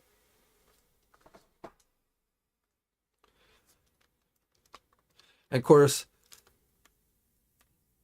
the HasLab Galactus, probably not.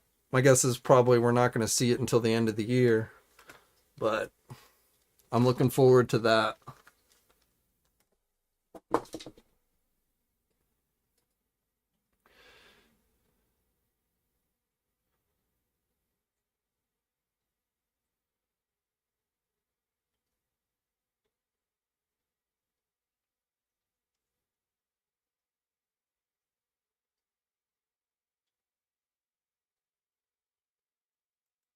Well, that was Hasbro.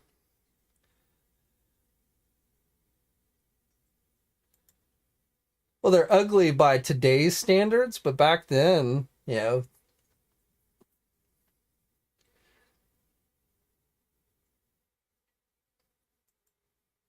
that's what I mean by the more classic look. Which again, they did eventually, when they did the Sentinel in the Marvel Universe line, they did give us that version, but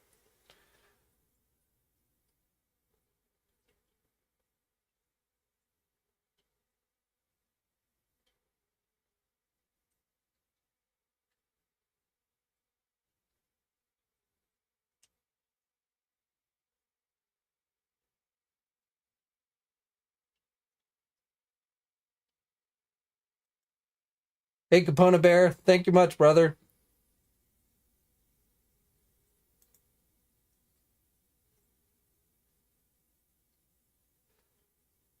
But again, despite the ball hips and stuff, I mean, where the Toy Biz figures even shine by today's standards is with the paint applications. They really went all out with the paint applications.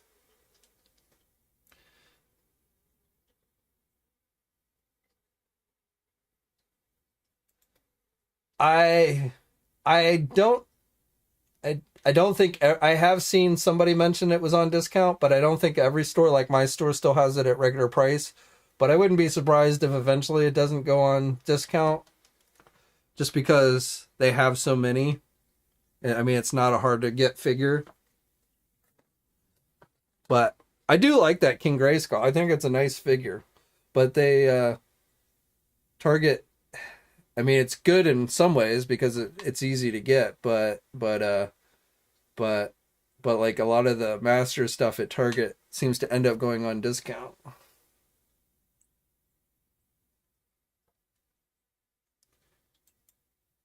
Yeah, the Johnny Blaze was a good one. I have an unopened Ultimate Cap upstairs. Yeah, it's a good figure.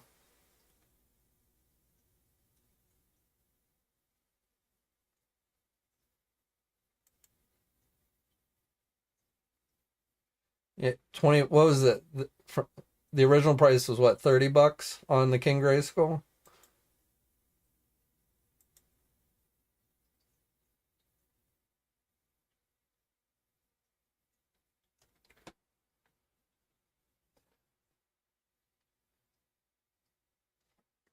Rashid says he might start.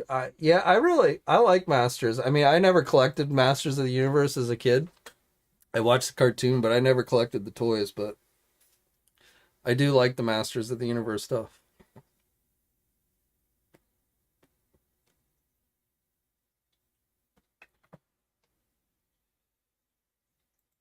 Yep, they 100%. Even by today's standards, Toy Biz paint apps are much better.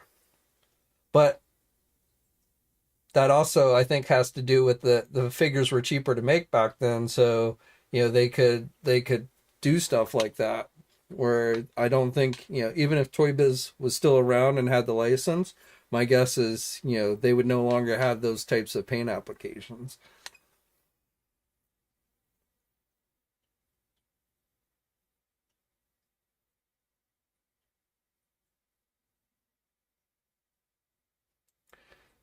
Actually, I have not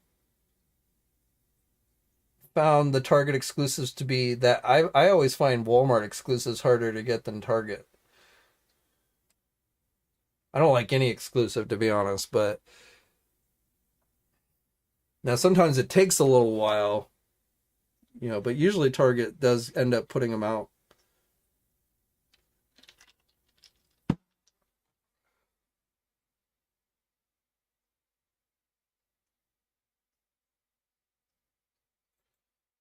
I just got Merman last week. I'm waiting for I have the new Eternia He-Man and the classic Tila sitting in my pile of loot at Big Bad Toy Store, and I'm waiting for the Skeletor, the Barbarian Skeletor, to come in stock, and then I'll ship them out.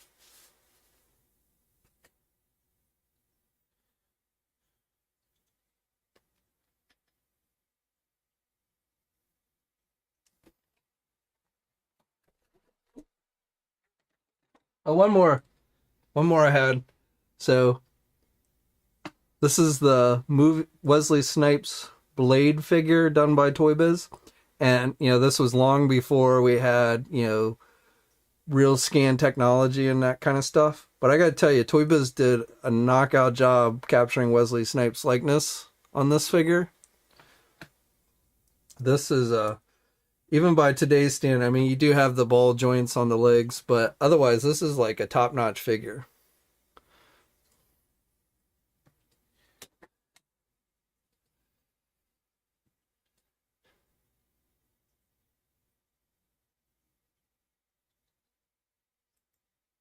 Quinn says he wishes Mattel would re-release Masters of the Universe Classics line, but with different packaging. Well, I don't know if we're gonna get exact reissues of the classics, but I do.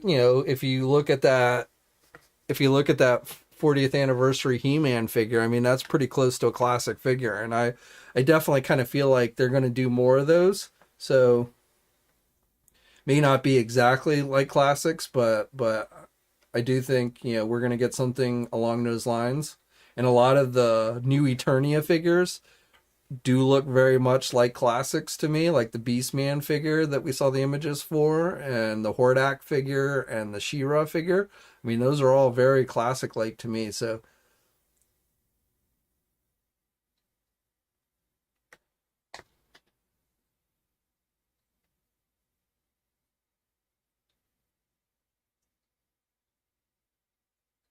yeah, the blade, that Toy Biz blade is probably the best movie figure Toy Biz did. Though they have there was a Thomas Jane Punisher figure that they did. I've got that one somewhere, which is actually pretty good as well.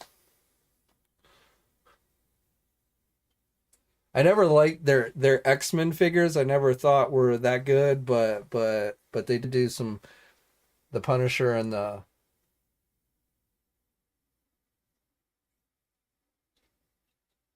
Well, I'm sure we'll get one of those when the movie comes out.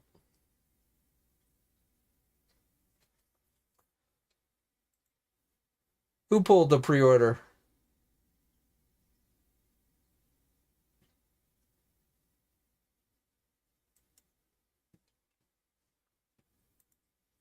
I hadn't noticed. Let me see.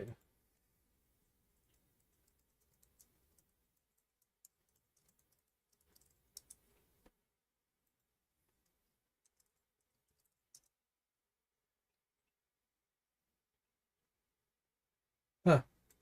I had not noticed they pulled the pre-order.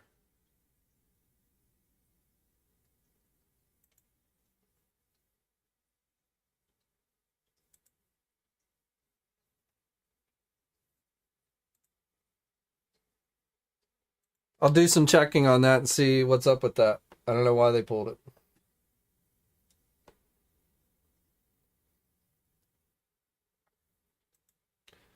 Yeah, Toy Biz Sandman was pretty good.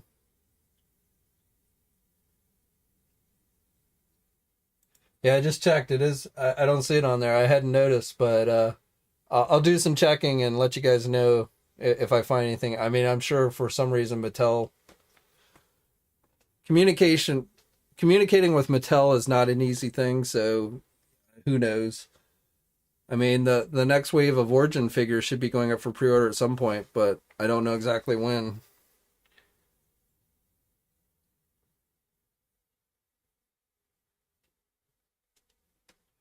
If I had to guess, it's probably going to be something like they did with the Sunman figure, where they made everybody pull the pre-orders because they wanted to do like a big official reveal or something, and so that's probably why. But like, did anybody who pre-ordered it, was their like pre-order canceled, or they just are not taking new pre-orders currently? My guess is they probably just stopped taking pre-orders, and it'll go back up at some point, but. Yeah, the Super 7, I don't know, they jumped the gun or something, they said, so I don't know what the holdup there was, but those will go up for pre-order probably, if not this week, then probably next week.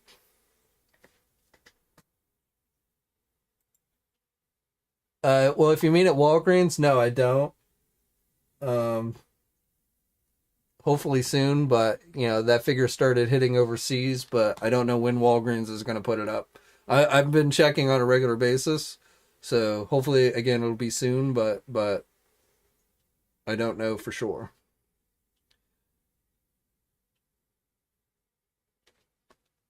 Yeah, so my guess is Mattel just told them to pull the pre-order, probably because, like I said, they want to do some official big reveal. But if they're not canceling your pre-orders, for those of you who pre-ordered when it was up, then yeah, that just means that they're going to honor the old pre-orders, and then at some point they'll put it back up for pre-order. But I wouldn't worry about it. It's just another miscommunication with Mattel.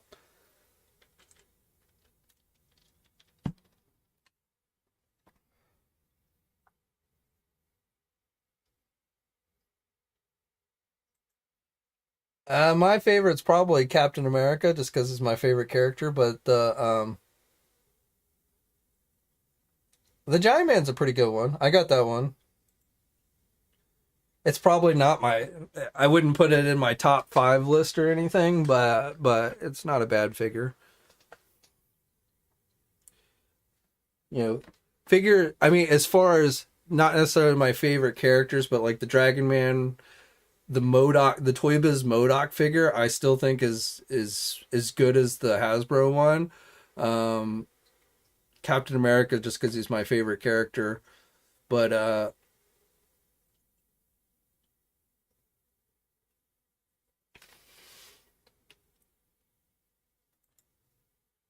can I tell you the difference between the deck of Jatara? I mean, if you do a side by side comparison of the two images, they're here.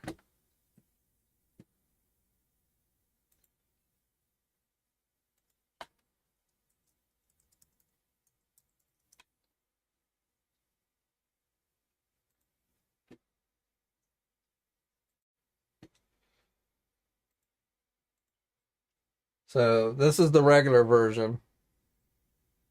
So you can see the brown. I think it's mostly not quite as bright.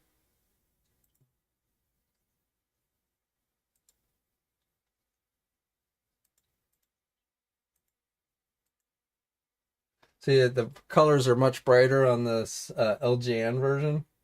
So, and the head sculpt, I think the head sculpts are the same. Just again, a little bit different paint applications, but it's just paint applications, different paint applications.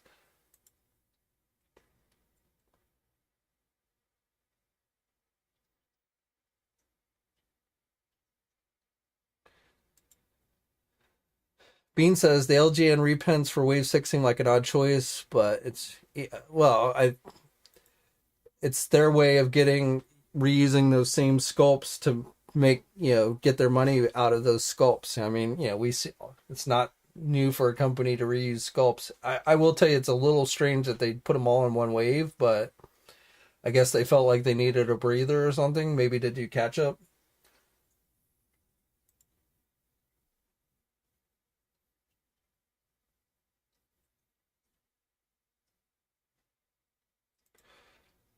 Why is Captain America my favorite character?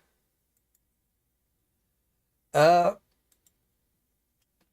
I always found him to be inspirational, just as so in the comics, he didn't have superpowers, super strength. In the movies they give him super strength and stuff, but in the comics he was just he did have the super, serum, but basically all that did was make him as agile and fast as a normal human being could be without superpowers.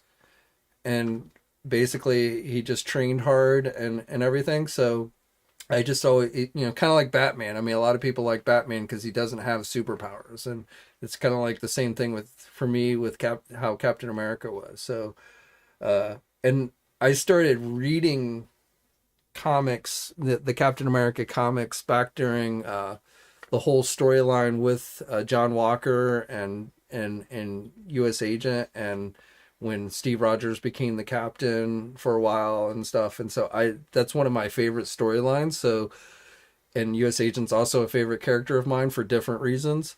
So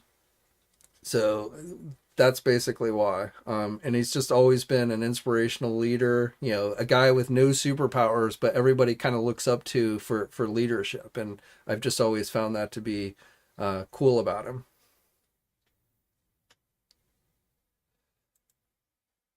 At least not originally, no. In the comics, he basically he was as strong as a human being could be without having super strength. He was basically as agile and fast as a human being could be without having, super strength and agility and stuff.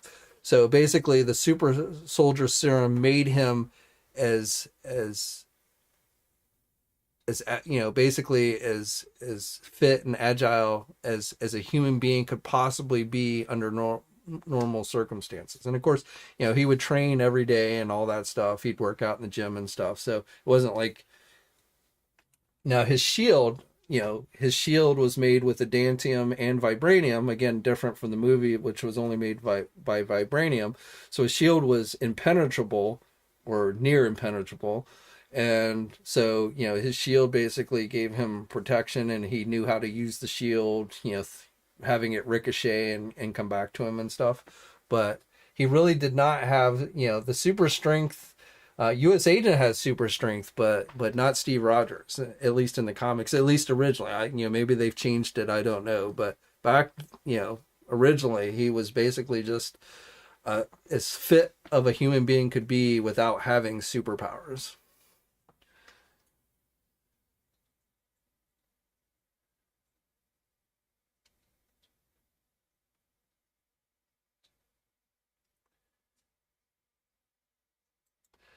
Puppyplex is trying to throw in Multiverse of Madness spoilers. But if you're asking who that was at the end credit scene, yes, it was Clea, who is Doctor Strange's girlfriend in the comics.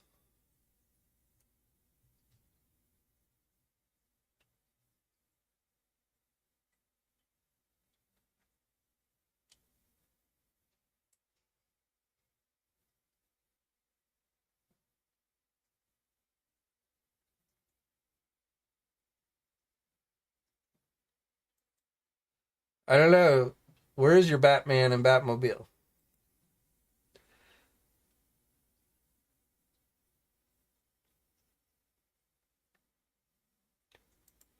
I don't know if she was related to Dramon. Maybe she was.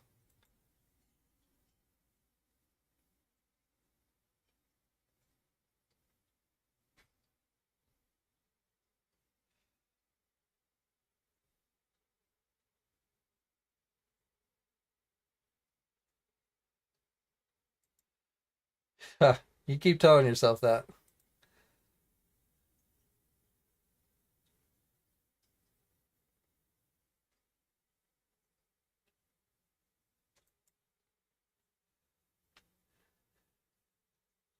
Well, he stopped being Cap a few different times, so like at one point he stopped being Cap and became Nomad, the original Nomad. But but when uh when John Walker became Captain America, it's because the government took the Captain America mantle away from Steve Rogers and gave it to John Walker. Basically, they said they owned Captain America, the outfit, the name, and the shield, and they took it away from Steve Rogers and gave it to John Walker. And so then Tony Stark gave Steve the captain outfit and a new shield, which wasn't as good as the original. It was only made of vibranium, not adamantium. And he became the captain, which later U.S. Agent took that outfit and shield when Steve Rogers got the Captain America outfit back. But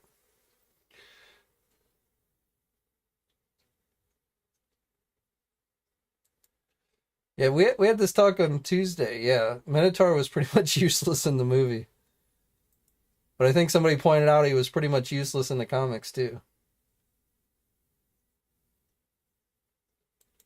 Yeah, the captain was when he wore the U.S. Agent outfit, the black and red outfit. He went by the name the Captain, and Tony Stark gave him that outfit and a new shield so that he become the captain. But then he ended up fighting Tony Stark because Tony Stark started off on his armor war mission where he was trying to destroy any armor that had his technology in it, and then he wanted to basically deactivate all the guardsmen, who were guarding a prison, and Steve basically said he had to stop him, and so they end up fighting.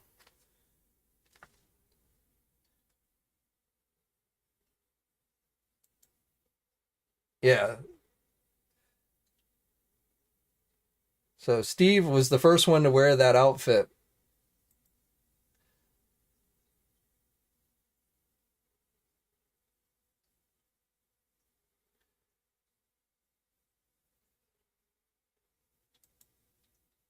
Maybe in his early days. I mean, the thing about John Walker is they kind of change him a lot, but definitely in the early. I mean, he started out as a bad guy. To be honest, he started out as super patriot, where he basically felt like Steve Rogers was outdated and wanted to become the new, you know, not necessarily Captain America, but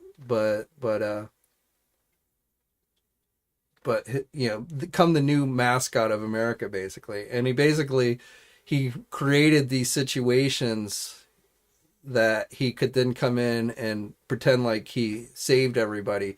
He was behind it, but he was like, coming in to be the hero. And eventually, Steve stopped him. But then later the government ended up, because they felt like they could control him. Of course, the Red Skull was actually disguised as a senator, and was pulling all the strings. So Red Skull was the one that had the government take the Captain America outfit away from Steve Rogers and gave it to John Walker. And then when John Walker realized that the Red Skull was behind everything, he and Steve Rogers ended up teaming up and they defeated Red Skull. But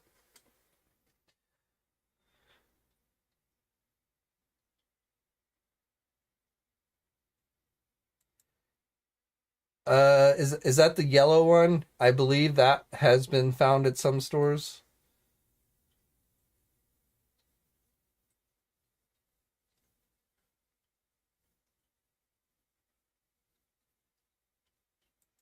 Well, again,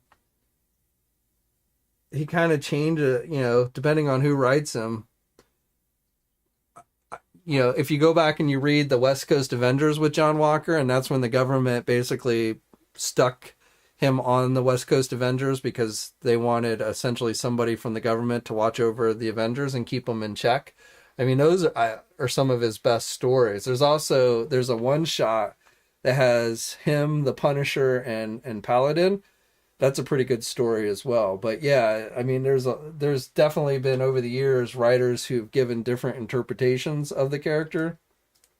Sometimes he can be very heroic, and sometimes he can just be a total asshole. So, and there was a time, I mean, so Walker is not like,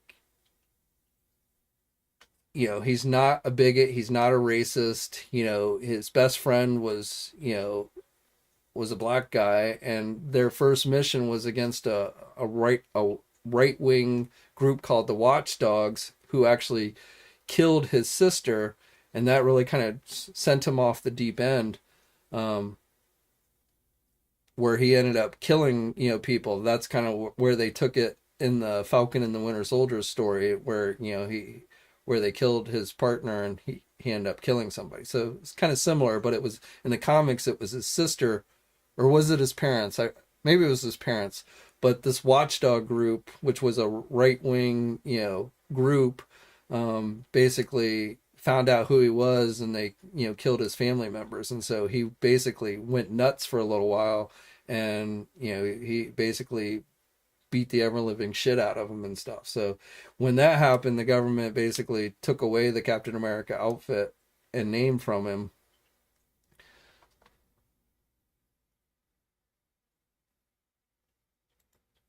That, like how he's presented in the show, it was a little.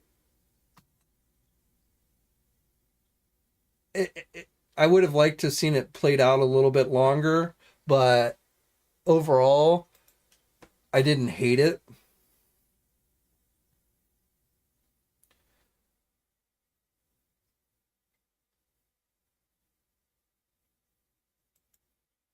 They were in Captain America too.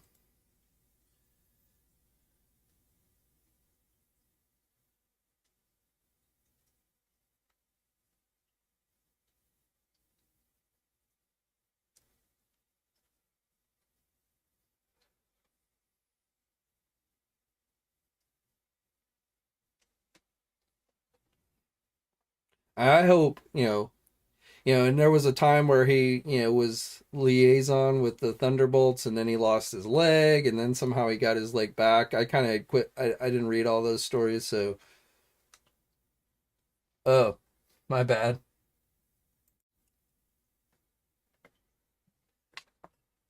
Thanks, Lord Vengar. I forgot I had it on the live screen.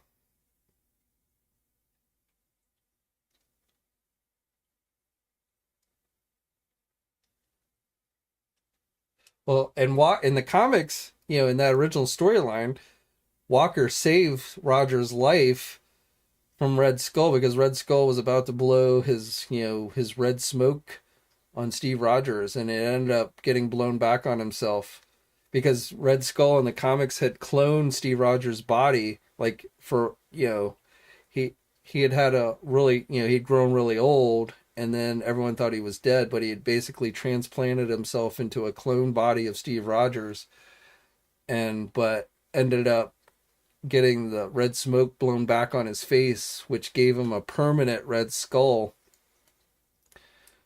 But that was thanks to John Walker, saving Steve Rogers' life.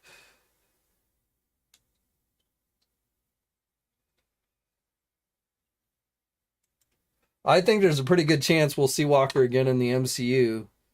I think we could see him in the Armor Wars series. I could see him possibly popping up there, and I think we'll definitely see him in the next Captain America movie. So I don't think we've seen the last of John Walker in the MCU.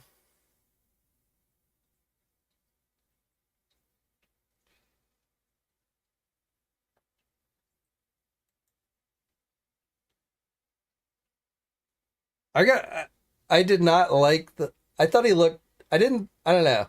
I thought something was kind of, the way he looked in that outfit, the Black Bolt outfit, I thought looked kind of off to me.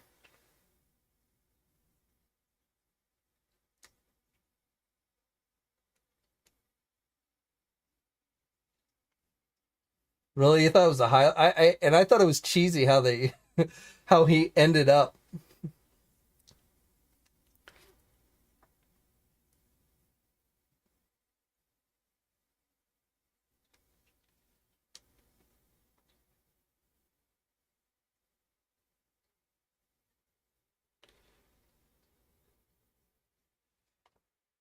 Oh, I have no idea. It's probably some variant universe version, but I don't know. All that's still very confusing to me. You know, Daredevil, the Netflix shows, all of that. You know, obviously we saw Daredevil pop up in No Way Home, but is that supposed to be the Netflix Daredevil or is that another version of Daredevil? You know, all these multiverse stuff gets very confusing.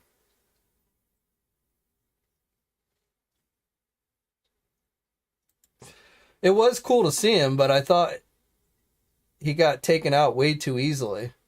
There's no way on the psychic field. There's no way Scarlet Witch should have been a match for Xavier like that. On the physical plane, yes, but on the mental plane, you know, in the psychic universe, just I felt like that was way too easy.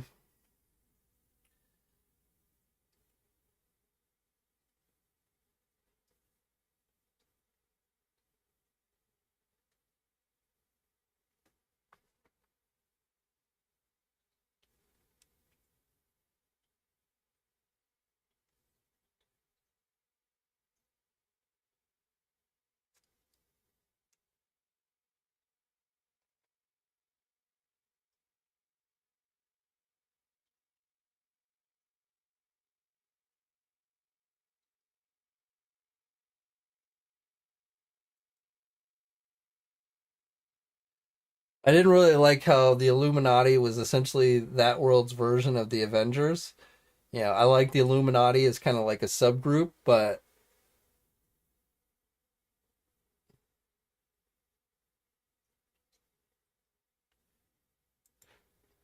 Stokeman apparently not a Patrick Stewart fan. I was not super impressed with season 2 of Picard, but I am trying, you know, I'm trying to keep my expectations for season 3 somewhat in check, even though, you know, the fact that they're bringing back all the next generation crew for season 3, I'm hoping it's going to be decent. I hope we get to see a new Enterprise.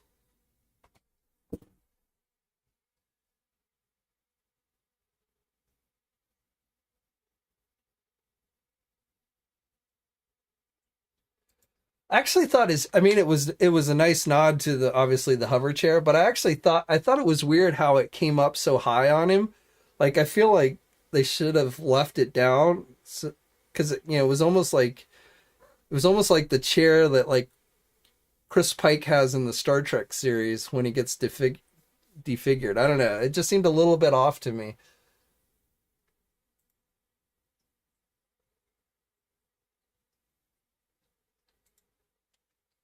Strange New Worlds what overall wasn't bad, but they one episode in and they were already screwing up with Star Trek continuity. So I don't know. That's what I hate about those prequel Star Trek shows is they just can't seem to help themselves in screwing up continuity with it.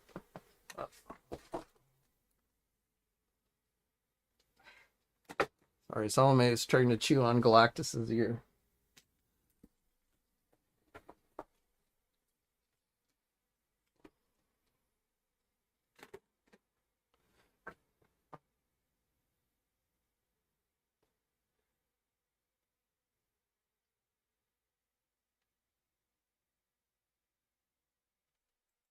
I liked how they tied the travelers in with the watchers. I did kind of like that.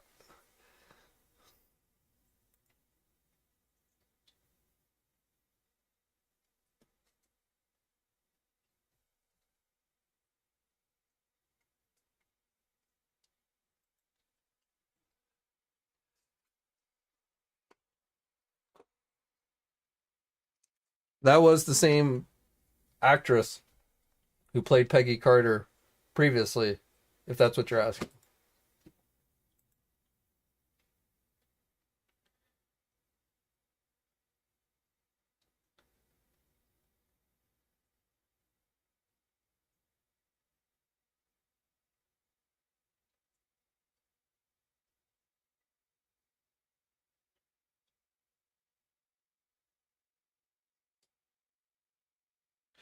All right, well, it's getting late. It's after 9, so I think we're going to call it a night. But as always, guys, hopefully you enjoyed this trip down memory lane. But I always appreciate you guys coming in and hanging out with me for the evening twice this week. Should be back tomorrow with a news video, so hopefully you'll check that out. But yeah, as always, guys, much appreciated. Just trying to think if there's anything else I wanted to tell you guys, but I think not. So you guys have a safe evening. I'm going to go watch the new episode of Star Trek Strange New Worlds. So hopefully they won't screw up any more Star Trek continuity. I did like that series. I just, like I said, they can't seem to help themselves in screwing up continuity. But, you know, like the Gorn. Captain Pike should not know who the Gorn is, but oh well. But anyway, guys, thanks for hanging out. And until next time, guys, stay safe, and I will catch you later.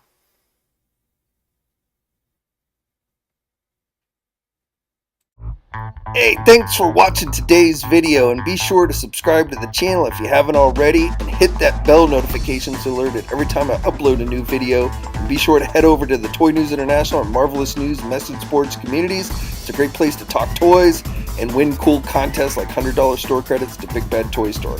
And remember, action figures are great.